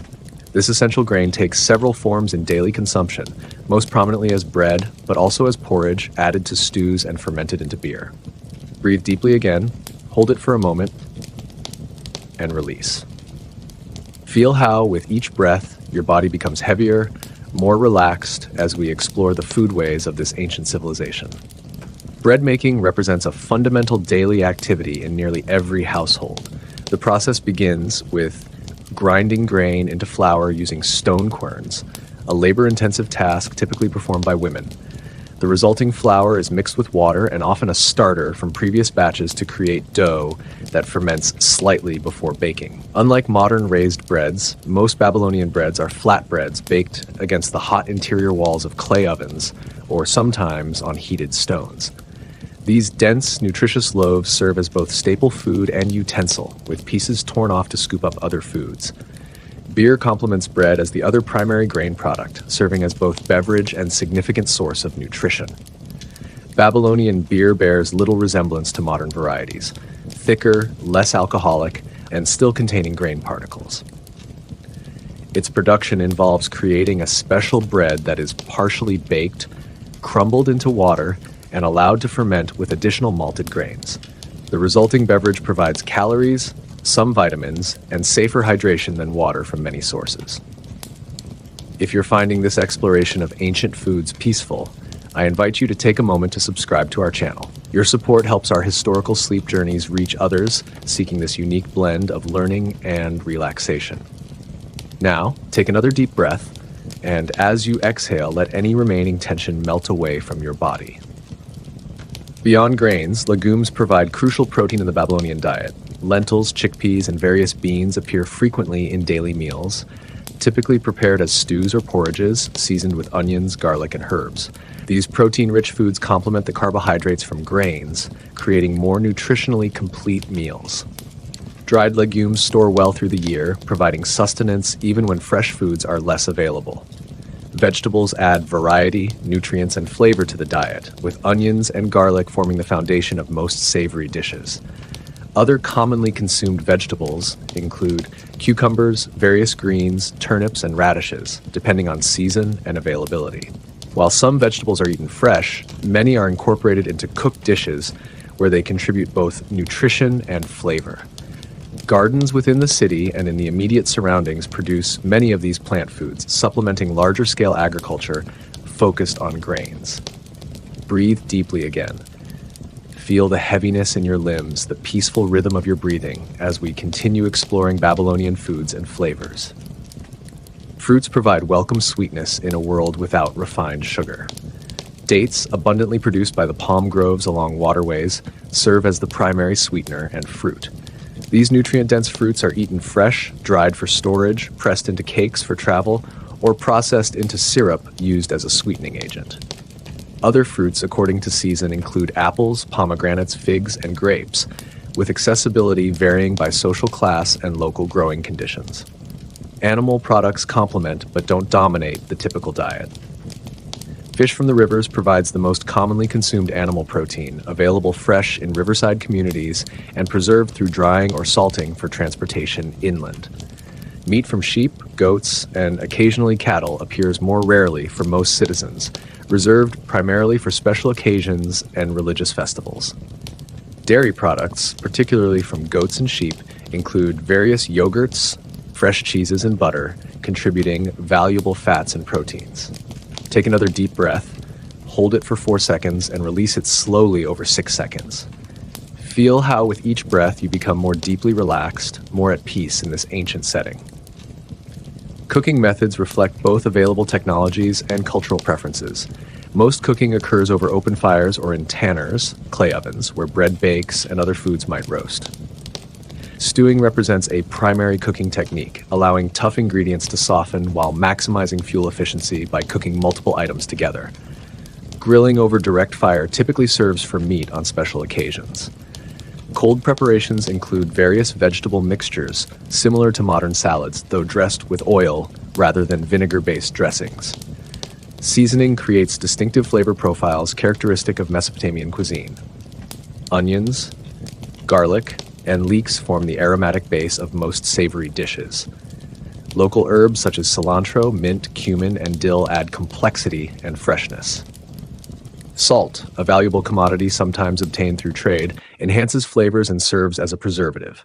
For those who can afford them, imported spices add exotic notes to special preparations, signaling status through distinctive flavors. Food preservation represents a crucial aspect of Babylonian food systems, extending the availability of seasonal products. Drying works particularly well in the hot, arid climate, transforming perishable fruits, vegetables, fish, and some meats into stable forms. Fermentation creates preserved foods while developing new flavors and sometimes enhancing nutritional properties. Salting, particularly for fish and meats, extends shelf life of protein sources. Storage techniques, specialized containers, cool underground spaces, sealed jars, protect dried goods from moisture, pests, and other threats. Meal patterns structure daily consumption into predictable rhythms. Most Babylonians eat 2 main meals, a lighter morning meal after work begins and a more substantial evening meal after the day's labor concludes. The morning typically features bread, perhaps with onions, dried fruit, or leftover food from the previous evening. The larger evening meal centers around a cooked dish, often a stew combining grains, legumes, vegetables, and occasionally meat or fish, served with fresh bread. As dawn breaks fully over Babylon and households complete their morning food preparations, take a moment to appreciate how these culinary traditions reflect both practical adaptations to environmental conditions and cultural values around nourishment, hospitality, and identity. The foods that sustain these ancient people connect them to their agricultural landscape, their historical traditions, and their community through shared flavors and eating practices.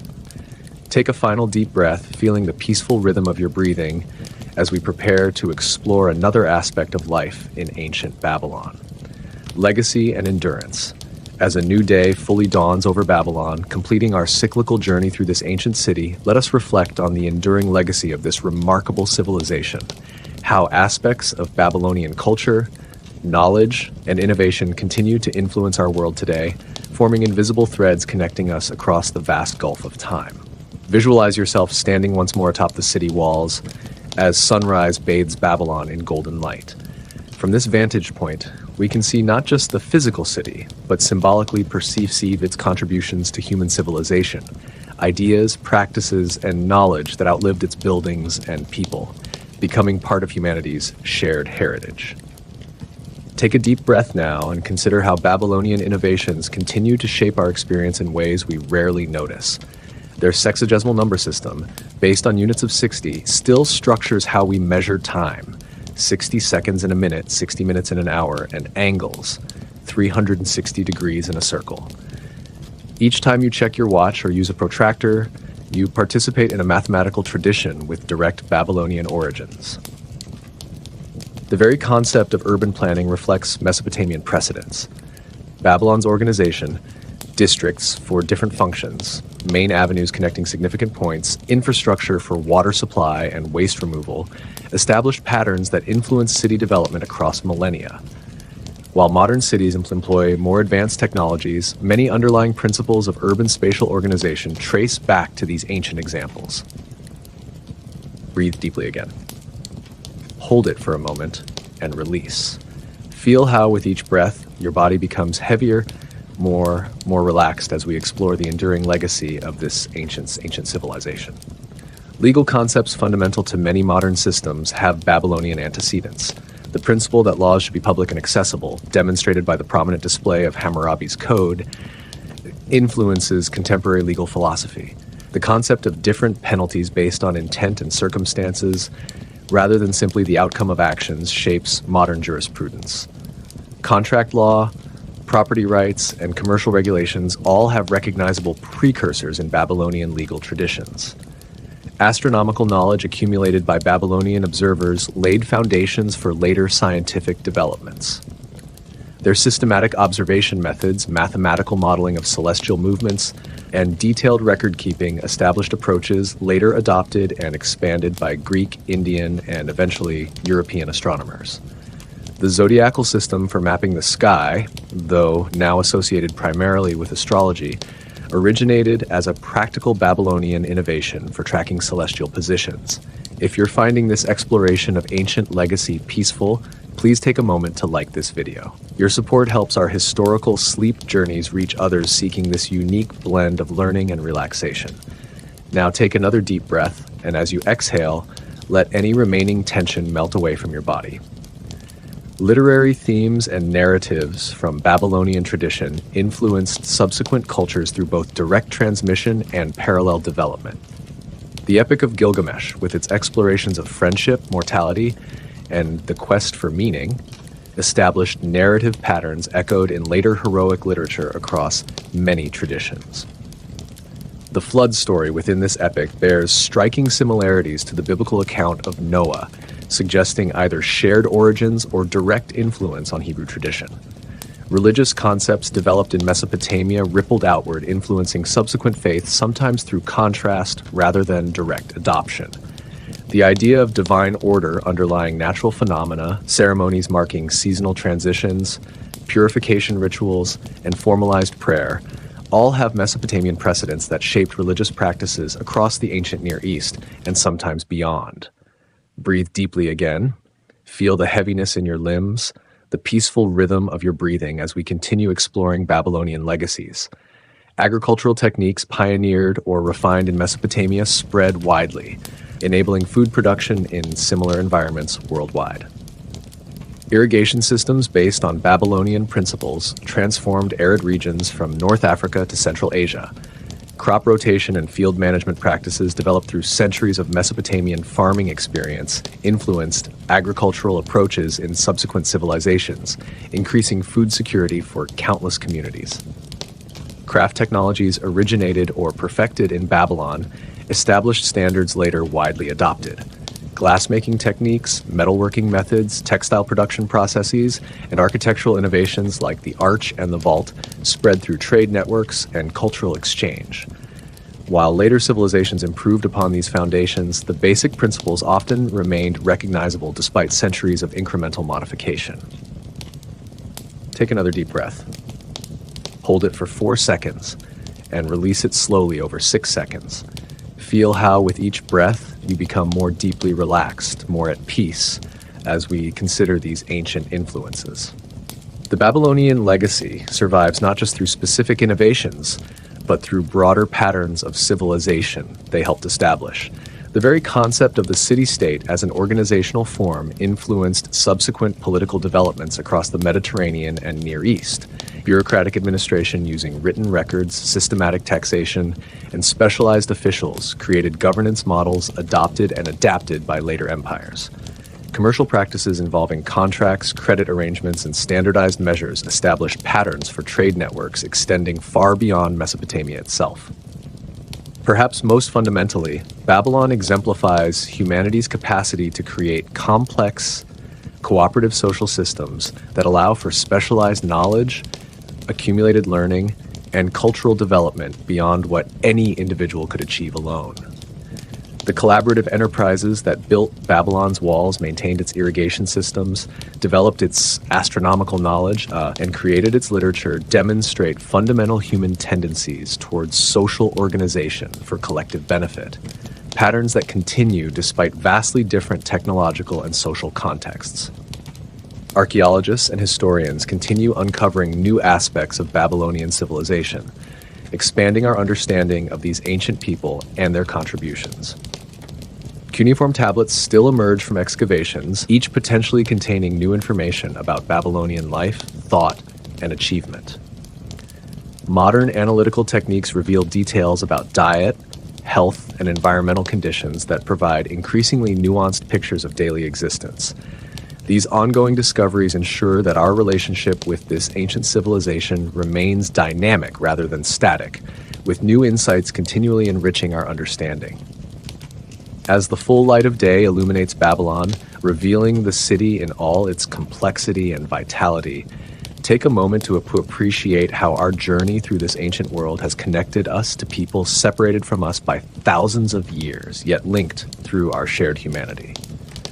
Despite vast differences in technology, belief systems, and social structures, we recognize in these ancient Babylonians familiar patterns of human experience: the search for security and meaning, the creation of beauty, the pursuit of knowledge, and the formation of bonds with others. Take a final deep breath, feeling the peaceful rhythm of your breathing as we prepare to conclude our historical sleep journey through ancient Babylon. Justice and law. As evening approaches and shadows lengthen across Babylon, let us examine how this complex society maintains order and resolves disputes through its legal and justice systems, fundamental aspects of civilization that reached remarkable sophistication in ancient Mesopotamia. Visualize yourself approaching an open area near one of the city gates, where a small crowd has gathered. This is one of Babylon's main locations for the public administration of justice. Seated on a raised platform, a judge, likely a priest with legal training, presides over proceedings. Before him, two merchants present arguments in a dispute over a commercial transaction, each occasionally turning to call on witnesses who wait nearby. Take a deep breath now and observe how this scene represents the intersection of social order, political authority, and practical conflict resolution. Babylon's legal system, with the famous Code of Hammurabi as its most well-known expression, represents one of history's earliest comprehensive approaches to formalized justice. The legal foundations of Babylonian society rest on several sources. Royal edicts issued by kings establish broad principles and specific regulations. Legal precedents recorded on clay tablets and preserved in archives guide decisions in similar cases. Local customs and traditional practices fill gaps where formal law remains silent. Religious concepts of divine justice provide underlying moral frameworks, with gods like Shamash specifically associated with justice and truth. Breathe deeply again, hold it for a moment, and release. Feel how with each breath, your body becomes heavier, more relaxed, as we explore the justice system of this ancient civilization. The Code of Hammurabi, inscribed on a large stone stele displayed prominently in the city, represents the most famous codification of Babylonian law. Its 282 provisions address a remarkable range of situations: property disputes, family matters, professional responsibilities, personal injuries, and criminal offenses. Many provisions follow the principle of lex talionis, often summarized as an eye for an eye, establishing proportional consequences for wrongdoing. Looking more closely at the legal dispute before us, we see it concerns a shipment of wool that allegedly fell short of the agreed quantity. The judge listens carefully as each merchant presents his case. One produces a clay tablet, the contract recording the original agreement, complete with both parties' seal impressions. Witnesses testify about what they observed during the transaction. A scribe records the proceedings on a fresh clay tablet, creating documentation for both the current case and future reference. If you're finding this exploration of ancient justice peaceful, I invite you to take a moment to like this video. Your support helps our historical sleep journeys reach others seeking this blend of learning and relaxation. Now, take another deep breath, and as you exhale, let any remaining tension melt away from your body. Babylonian judicial procedures balance formality with practicality. Most disputes begin with attempts at informal resolution, perhaps with family elders or community leaders mediating. When these fail, formal complaints bring matters before judges, who might be temple officials, royal appointees, or city elders, depending on the nature and seriousness of the case. Evidence takes various forms: written documents, witness testimony, physical objects, and sometimes oaths sworn before deities. When evidence proves insufficient, Babylonian courts might resort to trial by ordeal, placing the matter symbolically in divine hands. The river ordeal represents one such method, where the accused is made to jump into the river. Survival indicates innocence, while drowning confirms guilt. From a modern perspective, these methods seem arbitrary, but within the Babylonian religious worldview, they reflect belief in divine intervention to ensure justice prevails. Breathe deeply, gals. Feel the heaviness in your limbs, the peaceful rhythm of your breathing as we continue exploring Babylonian justice. The judge now reaches a decision in the case before us. He determines that the wool shipment indeed fell short, requiring the seller to make up the difference, plus an additional amount as penalty. Both parties accept the judgment, and the scribe finalizes the record. The case concludes relatively quickly, an efficiency necessary in a system handling numerous disputes in a complex urban society. Penalties for legal violations vary widely depending on the offense and the social status of the parties involved. Financial compensation addresses many civil matters, with payments specified for various damages or breaches of contract. Physical punishments, flogging, bodily mutilation, or execution apply to more serious offenses, particularly those against the state or religious order.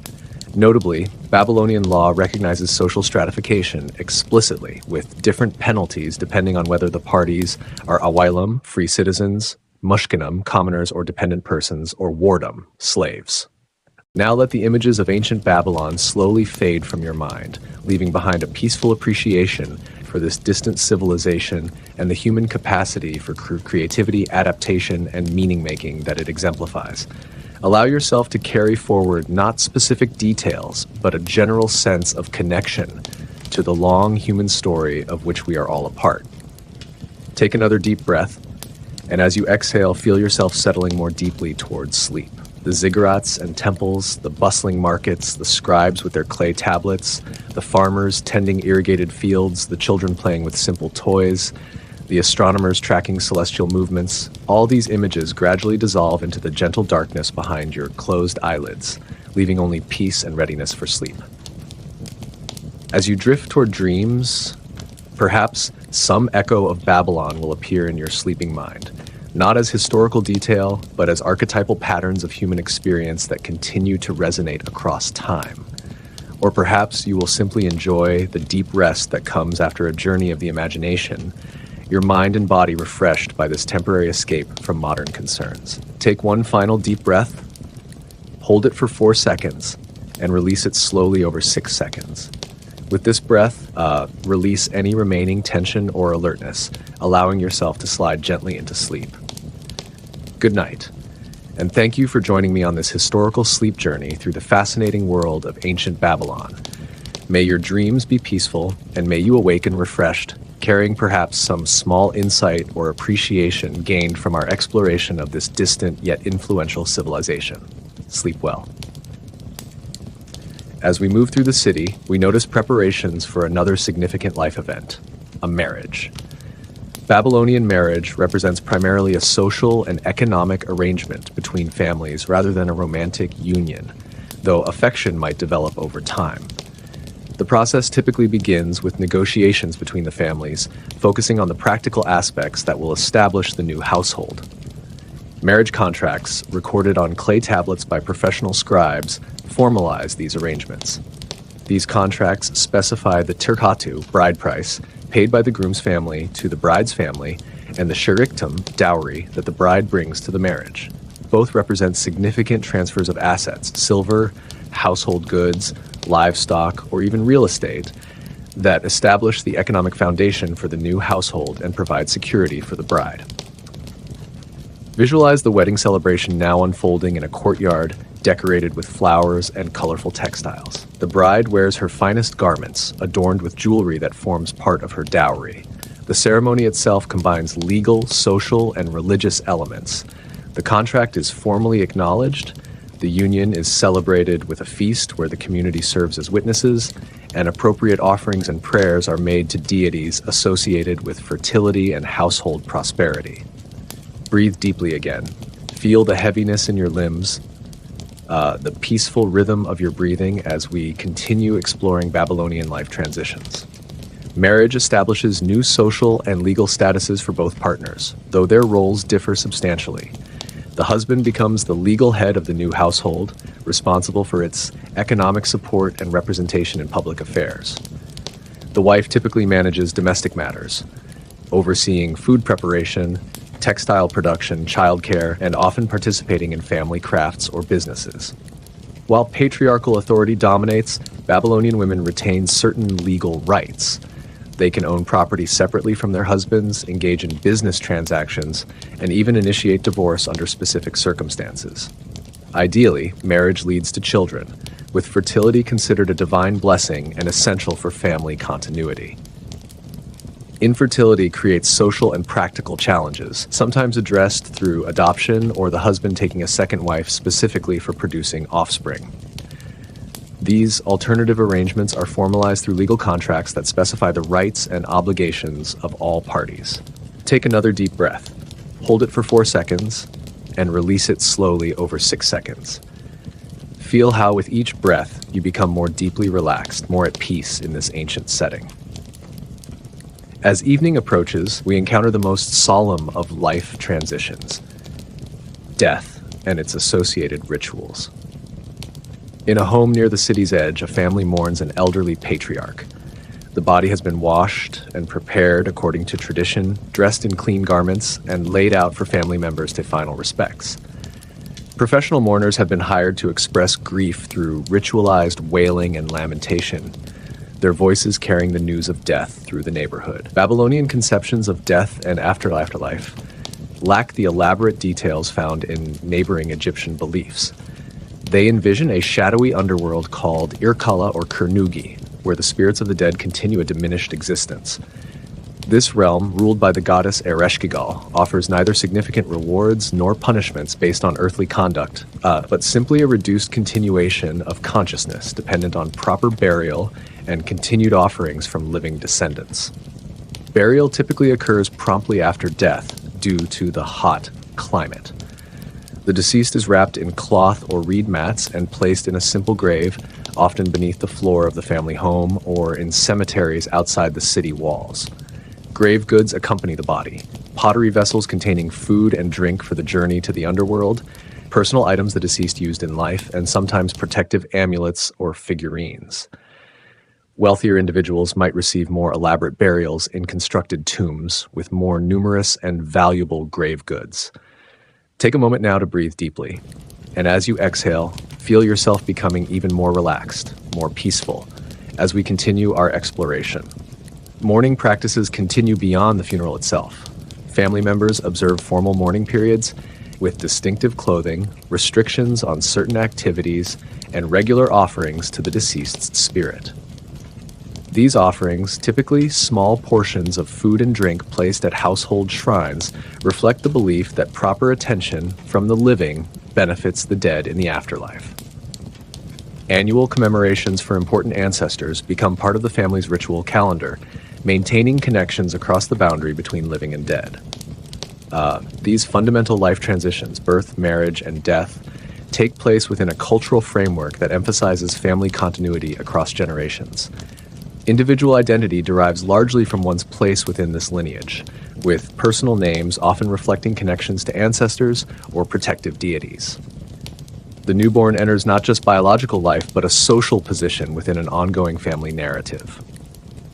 Marriage establishes new household branches of established families, rather than completely independent units. Death transforms physical presence into ancestral influence that continues to shape family identity. Throughout these transitions, religious beliefs and practices provide frameworks for understanding and managing life's most profound changes. Deities associated with each transition receive appropriate offerings and prayers. Rituals create structure for emotional and social adjustments, and cultural traditions offer tested pathways through potentially disruptive changes. The individual experiences these transitions within a supportive community context, never facing major life changes in isolation.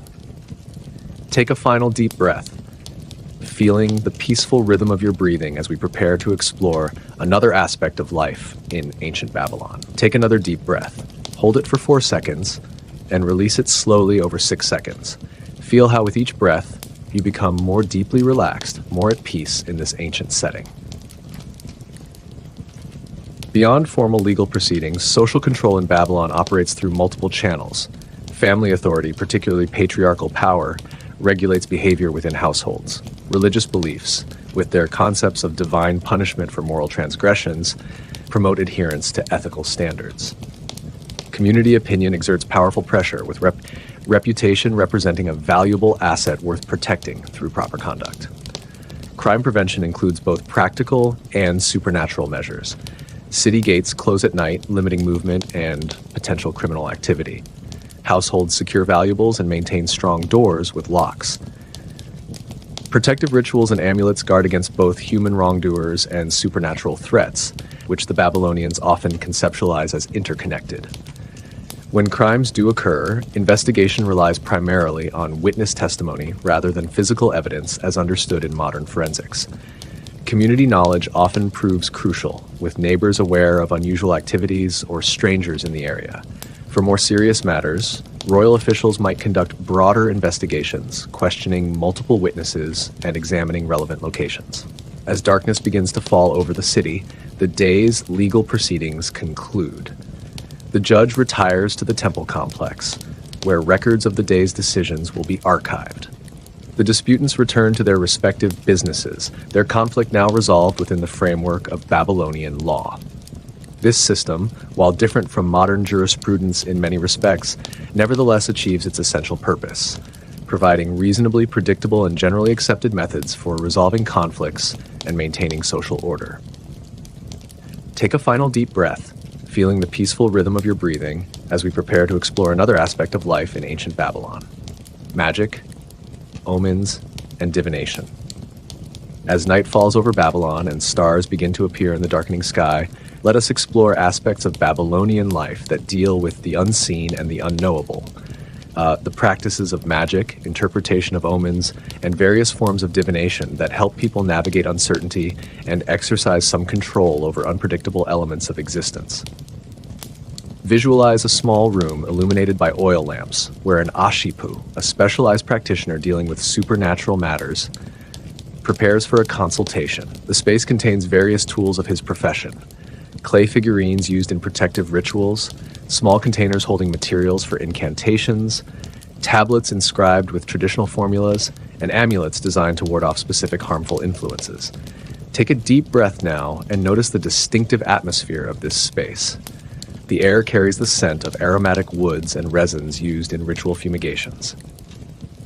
The flickering lamplight creates moving shadows that seem to enhance the liminal nature of the activities performed here, interventions that bridge the visible and invisible realms. For the Babylonians, what we might categorize as magic represents a systematic approach to influencing forces that exist beyond ordinary perception, but affect everyday life. Rather than opposing religion or science, these practices complement them, offering additional means to address problems and uncertainties within a coherent worldview. Breathe deeply again, hold it for a moment, and release. Feel how, with each breath, your body becomes heavier, more relaxed, as we explore these fascinating aspects of ancient Babylonian belief and practice. A client enters, seeking protection against recurring nightmares that disturb his sleep and leave him fatigued during the day. The Ashipu begins by carefully questioning him about the dream's content, the timing of their occurrence, and other potentially relevant circumstances. This diagnostic phase resembles a medical consultation, collecting information that will guide the appropriate intervention. Based on this information, the practitioner identifies the likely cause: a restless ghost, perhaps of a neglected ancestor, disturbing the client's sleep.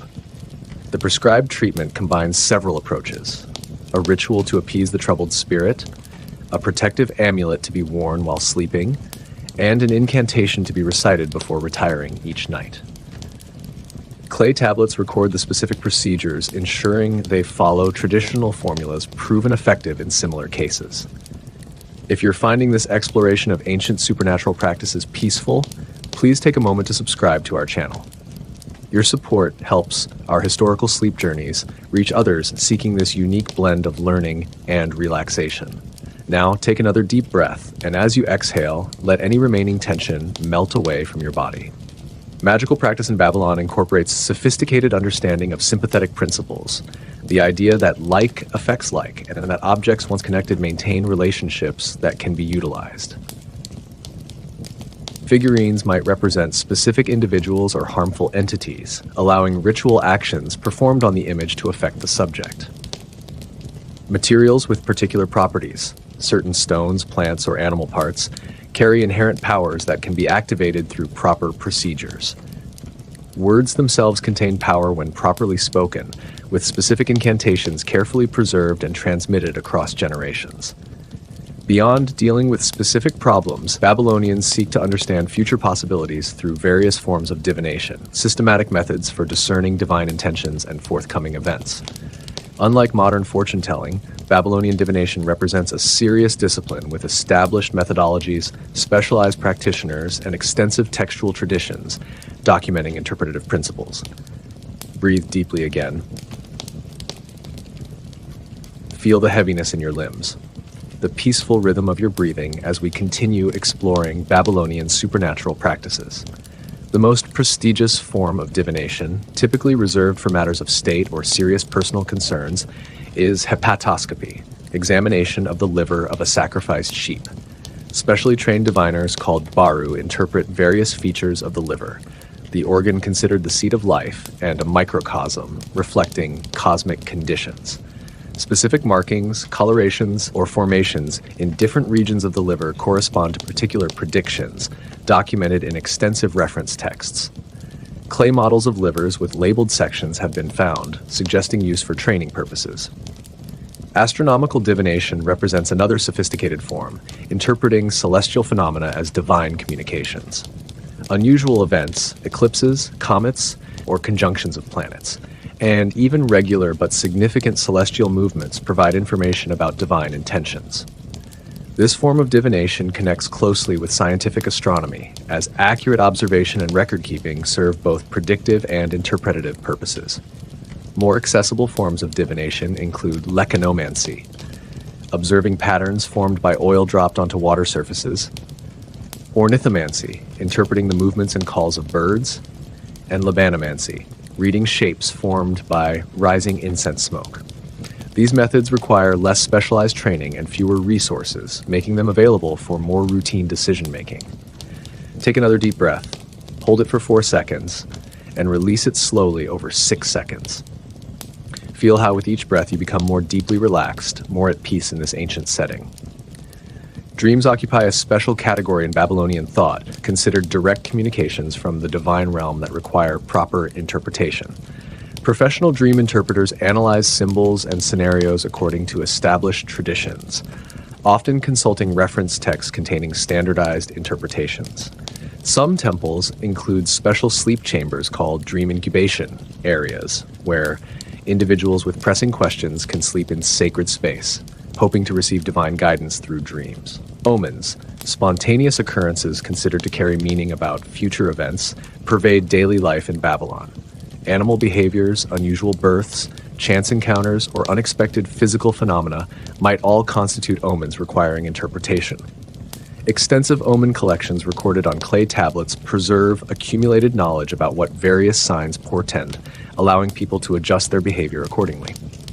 Protective magic forms an important part of everyday life, with various amulets, incantations, and rituals employed to ward off harmful influences.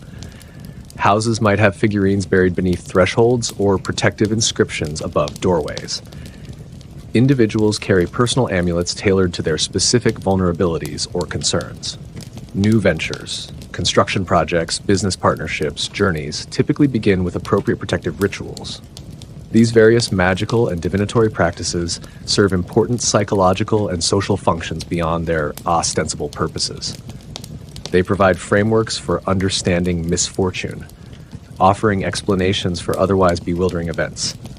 They create sense of agency when facing uncertainty, giving people specific actions they can take when confronting uncontrollable circumstances. They also reinforce social cohesion through shared beliefs and practices that connect individual experiences to collective cultural frameworks. As night fully envelops Babylon, the Eshipu concludes the consultation, providing the client with a small clay amulet to place beneath his sleeping mat and a tablet containing the incantation he should recite. The client leaves with renewed confidence, having taken concrete steps to address his disturbing dreams. Whether through psychological reassurance, genuine supernatural efficacy, or some combination of both, these practices help Babylonians navigate the uncertainties and anxieties of human existence. Take a final deep breath, feeling the peaceful rhythm of your breathing as we prepare to explore another aspect of life in ancient Babylon. The night sky in Dreams Night has fully claimed Babylon now, with darkness broken only by scattered lamps and windows, occasional torches carried by night watchmen, and the silver light of the moon and stars above. This nocturnal realm brings different rhythms and experiences, connecting Babylonians to both cosmic patterns and the interior landscapes of dreams. Visualize yourself standing on a flat rooftop in a residential district. Many Babylonians have ascended to their roofs, seeking the cooler air of night after the day's heat. Some have arranged simple bedding, reed mats with light coverings for sleeping under the open sky during the hottest months. Others simply sit, conversing quietly or contemplating the vast celestial display above. Take a deep breath now and imagine the peaceful atmosphere of this nighttime scene. The city sounds have diminished, the market calls, workshop noises, and street conversations replaced by occasional distant voices. The gentle rustle of palm fronds in the night breeze, and perhaps the soft notes of a lyre from a nearby courtyard where someone plays by lamplight. For Babylonians, the night sky represents more than beautiful scenery. It forms a cosmic text written by the gods, revealing divine intentions to those who can properly interpret its patterns. Professional astronomers, typically priests with specialized training, observe and record celestial movements from temple observatories. Ordinary citizens lack this technical knowledge, but still recognize major constellations and understand basic astronomical patterns that help mark seasonal changes. Breathe deeply again, hold it for a moment, and release. Feel how with each breath, your body becomes heavier, more relaxed as we explore the nocturnal aspects of this ancient civilization. The Babylonian zodiac divides the ecliptic, the sun's apparent annual path, into 12 sections associated with particular constellations. This system, the precursor to our modern zodiac, allows for tracking celestial movements and forms the foundation for both astronomical calculation and astrological interpretation. Different celestial bodies, the sun, moon, and 5 visible planets, move through these zodiacal regions, their positions and relationships carrying significance for earthly affairs. On our rooftop, an elder points out constellations to younger family members, naming the celestial figures and recounting myths associated with them. These stories connect the patterns of stars to divine narratives, embedding astronomical knowledge within religious and cultural frameworks that make it meaningful and memorable. This oral transmission complements the more technical astronomical knowledge preserved in cuneiform texts. If you're finding this nighttime exploration peaceful, I invite you to take a moment to like this video. Your support helps our historical sleep journeys reach others seeking this blend of learning and relaxation. Now take another deep breath, and as you exhale, let any remaining tension melt away from your body. As people settle onto their sleeping mats, they enter the other significant realm of night, the world of dreams. Babylonians consider dreams important communications that can originate from various sources. Divine dreams bring messages from the gods, warning of dangers or providing guidance. Ordinary dreams might reflect bodily conditions, psychological states, or residual thoughts from daily experiences. Nightmares might indicate attacks by demons or restless spirits requiring protective countermeasures. Dream interpretation represents a specialized field with established principles and reference texts. professional dream interpreters analyze dream content according to traditional associations. Dream symbols often operate through wordplay, visual similarities, or metaphorical connections not immediately obvious to modern thinking.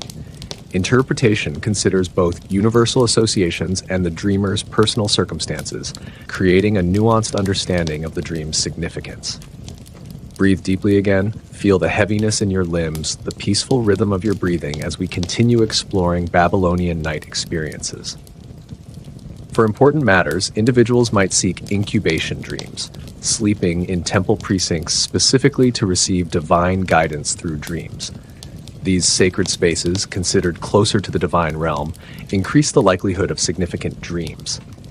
Proper preparation includes purification rituals, prayers to specific dream-sending deities, and sometimes offerings to encourage favorable communications. Not all Babylonians sleep on rooftops, of course. Inside homes, family members typically sleep in shared spaces on simple mats or low bed frames with woven supports. Privacy, as we understand it, is limited, with entire families often sleeping in the same room. These shared sleeping arrangements provide practical benefits: security through numbers, body heat during cooler months, and efficient use of limited space. Sleep itself follows different patterns than in our electrically illuminated world.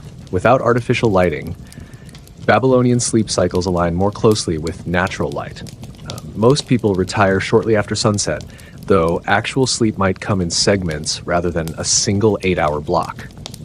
Some evidence suggests a first sleep, followed by a period of wakefulness for conversation, contemplation, or intimacy before a second sleep lasting until dawn, a pattern documented in many pre-industrial societies.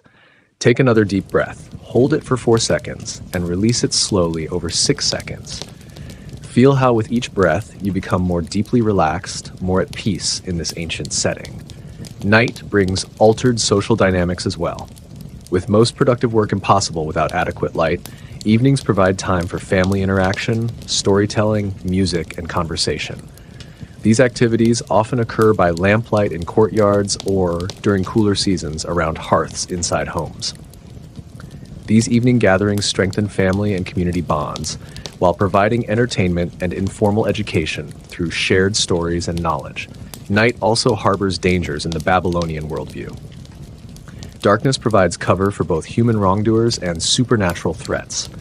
Protective measures include practical security, barred doors, night watchmen patrolling streets, and supernatural safeguards like protective amulets, incantations recited before sleep, and figurines positioned to guard thresholds.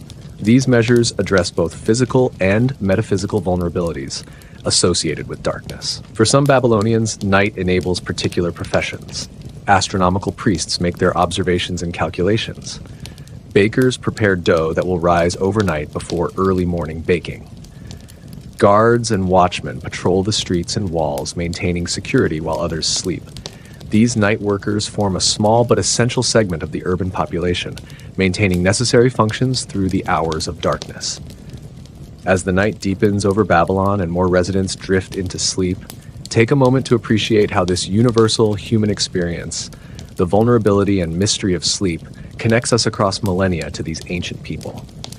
Despite vast differences in beliefs and cultural frameworks, we share the fundamental rhythm of wakefulness and sleep, the experience of dreams, and the contemplation of the star-filled sky that has inspired human wonder throughout our existence. Take a final deep breath, feeling the peaceful rhythm of your breathing as we prepare to explore another aspect of life in ancient Babylon. Travel and contact with other cultures. As a new day dawns over Babylon, breaking the stillness of night, let us turn our attention to how this city connects with the wider world through travel, trade, and cultural exchange. Though less mobile than modern society, Babylonian civilization maintains significant connections with distant regions, importing goods, ideas, and occasionally people from far beyond Mesopotamia's rivers. Visualize yourself at Babylon's northern gate, where the first travelers of the day await entry as guards inspect their goods and question them about their business in the city. The group is diverse: merchants with donkeys laden with trade goods, Pilgrims come to worship at famous temples, diplomatic envoys representing foreign rulers, and ordinary travelers visiting relatives or seeking opportunities in the great city. Take a deep breath now and notice the atmosphere of this liminal space between city and countryside. The air carries the dust raised by travelers' feet along with the scent of the animals that accompany them. Languages mingle as foreign merchants converse among themselves or negotiate with local officials, creating a linguistic diversity that contrasts with the more homogeneous speech within the city proper. For most Babylonians, substantial travel remains uncommon. Agricultural workers rarely venture beyond neighboring villages. Urban craftspeople and laborers might occasionally visit nearby settlements, but seldom journey to distant regions. Geographic mobility correlates strongly with social status and occupation, with merchants, officials, soldiers, and priests having greater opportunities for travel than ordinary citizens. Breathe deeply again, hold it for a moment, and release. Feel how with each breath your body becomes heavier, more relaxed as we explore how ancient Babylonians connected with the wider world. The physical challenges of travel limit mobility in this pre-modern society. Overland journeys occur primarily by foot or with pack animals. Donkeys for most purposes, with camels increasingly used for desert routes. Wheeled vehicles, typically ox-drawn carts, serve for heavy transport but remain impractical on many routes. River travel provides more efficient transportation where available, with boats moved by current, poles, oars, or occasionally sails depending on conditions and direction. Roads connect major centers, though road often means simply a recognized route rather than a constructed surface. Royal highways receive more maintenance, with way stations providing basic services for official travelers. Ordinary routes might become impassable during rainy seasons or particularly dry periods, making travel timing crucial. River travel similarly depends on seasonal conditions, with flooding creating hazards during certain months. If you're finding this exploration of ancient travel peaceful, please take a moment to subscribe to our channel. Your support helps our historical sleep journeys reach others seeking this unique blend of learning and relaxation. Now take another deep breath, and as you exhale, let any remaining tension melt away from your body. Merchants represent the most frequently traveling class, creating networks that connect Babylon to distant regions. Professional traders organize caravans for overland journeys or boat expeditions along rivers and coastal routes. These commercial ventures require significant capital, specialized knowledge of routes and markets, and often partnerships to distribute risks and responsibilities. Successful merchants gain not just wealth, but also cosmopolitan knowledge unavailable to their more stationary compatriots. Among the merchants entering the city this morning, we notice one leading donkeys laden with blue stones, lapis lazuli from distant Afghanistan, having traveled through multiple hands along trade networks stretching thousands of miles. Another brings cedar wood from Lebanon, essential for fine construction and luxury items in timber-poor Mesopotamia. A third merchant specializes in spices from southern Arabia, carrying small but valuable packages of aromatics that command high prices among Babylon's elite. Breathe deeply again. Feel the heaviness in your limbs, the peaceful rhythm of your breathing as we continue exploring Babylonian connections to the wider world. Beyond commercial travelers, diplomatic traffic connects Babylon to other political entities. Envoys carry messages between rulers, negotiate treaties, arrange royal marriages, and sometimes reside semi-permanently in foreign courts. These diplomatic representatives require specialized skills, knowledge of foreign languages and customs, ability to negotiate effectively, and diplomatic tact to navigate potentially tense relationships between political powers. Religious pilgrimage motivates another category of travel. Major Babylonian temples attract worshippers from throughout Mesopotamia and sometimes beyond, particularly during important festivals. These religious travelers contribute to the economy through offerings and purchases while spreading cultural and religious influences in both directions, carrying Babylonian religious concepts to their home regions and introducing regional variations into Babylonian practice. Migration, both voluntary and forced, creates more permanent population movements. Economic opportunities draw skilled workers from smaller settlements to urban centers like Babylon. Political instability in neighboring regions sometimes produces refugees seeking safety. Military campaigns result in captives forcibly relocated to serve economic or political purposes. These population movements gradually alter the demographic and cultural composition of the receiving regions. Take another deep breath, hold it for 4 seconds, and release it slowly over 6 seconds. Feel how with each breath you become more deeply relaxed, more at peace in this ancient setting. Travel involves significant challenges beyond physical transportation. Security concerns require merchants to organize in caravans for mutual protection or hire guards for valuable shipments. Language barriers necessitate interpreters or multilingual intermediaries for effective communication. Cultural differences in business practices, social norms, and religious observances must be navigated to avoid offense or exploitation. Despite these challenges, the economic incentives for long-distance trade prove sufficient to maintain these connections. For ordinary Babylonians who rarely travel themselves, contact with the wider world comes primarily through imported goods and foreign visitors. Exotic materials, precious stones, metals, woods, textiles, and spices enter everyday awareness through their presence in temples, palaces, and elite households. Foreign merchants and craftspeople residing temporarily or permanently in Babylon bring different techniques, styles, and ideas that gradually influence local practices. Stories told by returning travelers expand geographical knowledge and cultural awareness. The cosmopolitan nature of Babylon itself, as one of the ancient world's great cities, ensures exposure to diversity even for residents who never leave its walls. The city attracts specialists from various regions, artisans with unique skills, scholars with particular knowledge, merchants with specific trade connections. Their presence creates a more diverse urban culture than would exist in smaller, more isolated settlements. This cultural exchange results in a dynamic civilization that, while maintaining distinctive Mesopotamian characteristics, continuously incorporates external influences.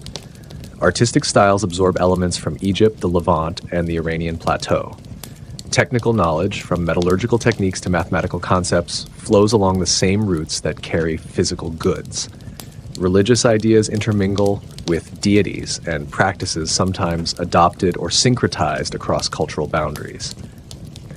As morning fully establishes itself and the city's daily activities resume, the travelers we observed earlier disperse to their various destinations: merchants to the markets, diplomats to the palace, pilgrims to the temples. Their presence represents the networks of connection that prevent Babylon from becoming culturally isolated despite the significant challenges of pre-modern travel. Take a final deep breath, feeling the peaceful rhythm of your breathing as we prepare to explore another aspect of life in ancient Babylon: warfare and defense. As the morning sun rises higher over Babylon, illuminating its impressive defensive walls, let us consider an aspect of life that ancient civilizations could rarely avoid for long: warfare and the military dimensions of society. Despite their remarkable achievements in agriculture, architecture, literature, and law, the Babylonians existed in a world where military power often determined political survival and territorial control. Visualize yourself watching a military training exercise taking place in an open area near the Western Wall. Soldiers practice with various weapons, bows, spears, and swords, while officers supervise their movements and techniques.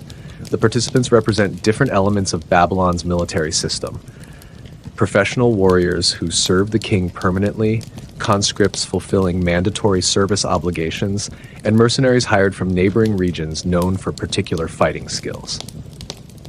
Take a deep breath now and observe the disciplined movements of these fighting men.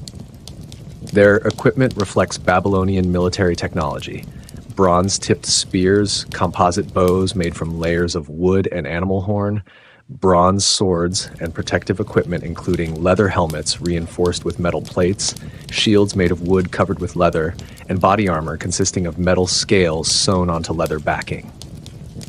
The Babylonian approach to warfare balances offensive and defensive capabilities, reflecting their position as both a regional power with expansionist tendencies and a wealthy city requiring protection from envious neighbors. Their military system incorporates lessons learned through centuries of Mesopotamian conflicts, creating a sophisticated approach to organized violence. Breathe deeply again, hold it for a moment, and release. Feel how with each breath, your body becomes heavier, more relaxed as we explore this more challenging aspect of ancient civilization. Babylon's primary defensive asset stands clearly visible: the massive city walls that encircle the urban center. These walls, reaching heights of 40 feet with even taller guard towers at regular intervals, present formidable obstacles to potential attackers. The construction involves millions of sun-dried mud bricks in the main structure, with more durable kiln-fired bricks forming the outer facing in vulnerable areas. A wide, deep moat surrounds the outer wall, filled with water from the Euphrates, providing additional protection against siege engines and undermining attempts. Gates represent vulnerable points in these defensive perimeters, requiring additional protective measures. Each major gate features multiple barriers, defensive towers overlooking the approaches, and design elements that force attackers into exposed positions. During peacetime, these gates facilitate controlled movement into and out of the city. During conflicts, they can be sealed with massive wooden doors, reinforced with metal, occasionally blocked with additional barriers if threats appear imminent. If you're finding this exploration of ancient military matters peaceful, despite its subject, I invite you to take a moment to like this video. Your support helps our historical sleep journeys reach others seeking this unique blend of learning and relaxation. Now, take another deep breath, and as you exhale, let any remaining tension melt away from your body. Beyond physical defenses, Babylonian military organization reflects the hierarchical structure of their society. At the top stands the king, theoretically commanding all forces, though often delegating operational control to experienced generals. Military leadership positions typically go to members of the nobility with specific training and experience. Professional officers form the operational command structure, translating strategic goals into tactical deployments and maintaining discipline. The composition of fighting forces includes several categories. A corps of professional soldiers serves permanently, receiving land allotments or regular payments in exchange for military service. These career warriors provide stability and expertise. During major conflicts, conscription expands the ranks, with adult males from specific social categories required to serve for designated periods. Specialized units might include mercenaries from regions known for particular fighting skills, mountain peoples valued for their abilities as light infantry, nomadic groups prized for their horsemanship and archery. Breathe deeply again. Feel the heaviness in your limbs, the peaceful rhythm of your breathing as we continue exploring Babylonian military matters. The Babylonian military employs various units with specialized functions. Infantry forms the numerical backbone, divided between spearmen for close formation fighting and archers for ranged combat. Chariot units provide mobile strike capabilities, with each chariot typically carrying a driver and a warrior armed with bow or javelin. Engineering units manage the technical aspects of siege warfare, constructing ramps, towers, and undermining operations when attacking fortified positions or countering such measures when defending. Logistics represents a crucial military concern often overlooked in dramatic accounts focused on combat. Campaigns require substantial support systems, food for warriors and animals, replacement weapons and equipment, medical care for the injured, and transportation for all these essentials. Military scribes maintain detailed records of supplies, personnel, and equipment, helping commanders manage these complex organizational challenges. Our journey through ancient Babylon now draws to a close as we've explored many facets of this remarkable civilization, from its impressive architecture and sophisticated writing system to the everyday lives of its inhabitants. Through these glimpses into the past, we've witnessed both the distinctiveness of Babylonian culture and the universal aspects of human experience that connect us across millennia. As you prepare for sleep, allow your mind to drift gently between our modern world and the ancient city we've explored. Feel yourself floating peacefully between present and past, recognizing how the achievements and struggles of these long-ago people continue to influence our world in subtle ways. Take a deep breath now. and notice how relaxed your body has become through our historical journey. Your limbs feel heavy and comfortable, your breathing has found a slow, natural rhythm, and your mind has been engaged in gentle learning that prepares it for the transition to restful sleep. The people of ancient Babylon, like us, experienced joy and sorrow, success and failure, certainty and doubt. They created remarkable works while facing the limitations of their time and knowledge. They built a civilization that, while eventually falling to political changes and environmental challenges, nevertheless left enduring contributions to human development that continue to this day. Breathe deeply again, hold it for a moment, and release. Feel yourself drifting closer to sleep with each breath. If you've enjoyed this historical sleep journey, remember to subscribe to our channel before you drift off completely. Your support allows us to continue creating these educational experiences that combine learning with relaxation.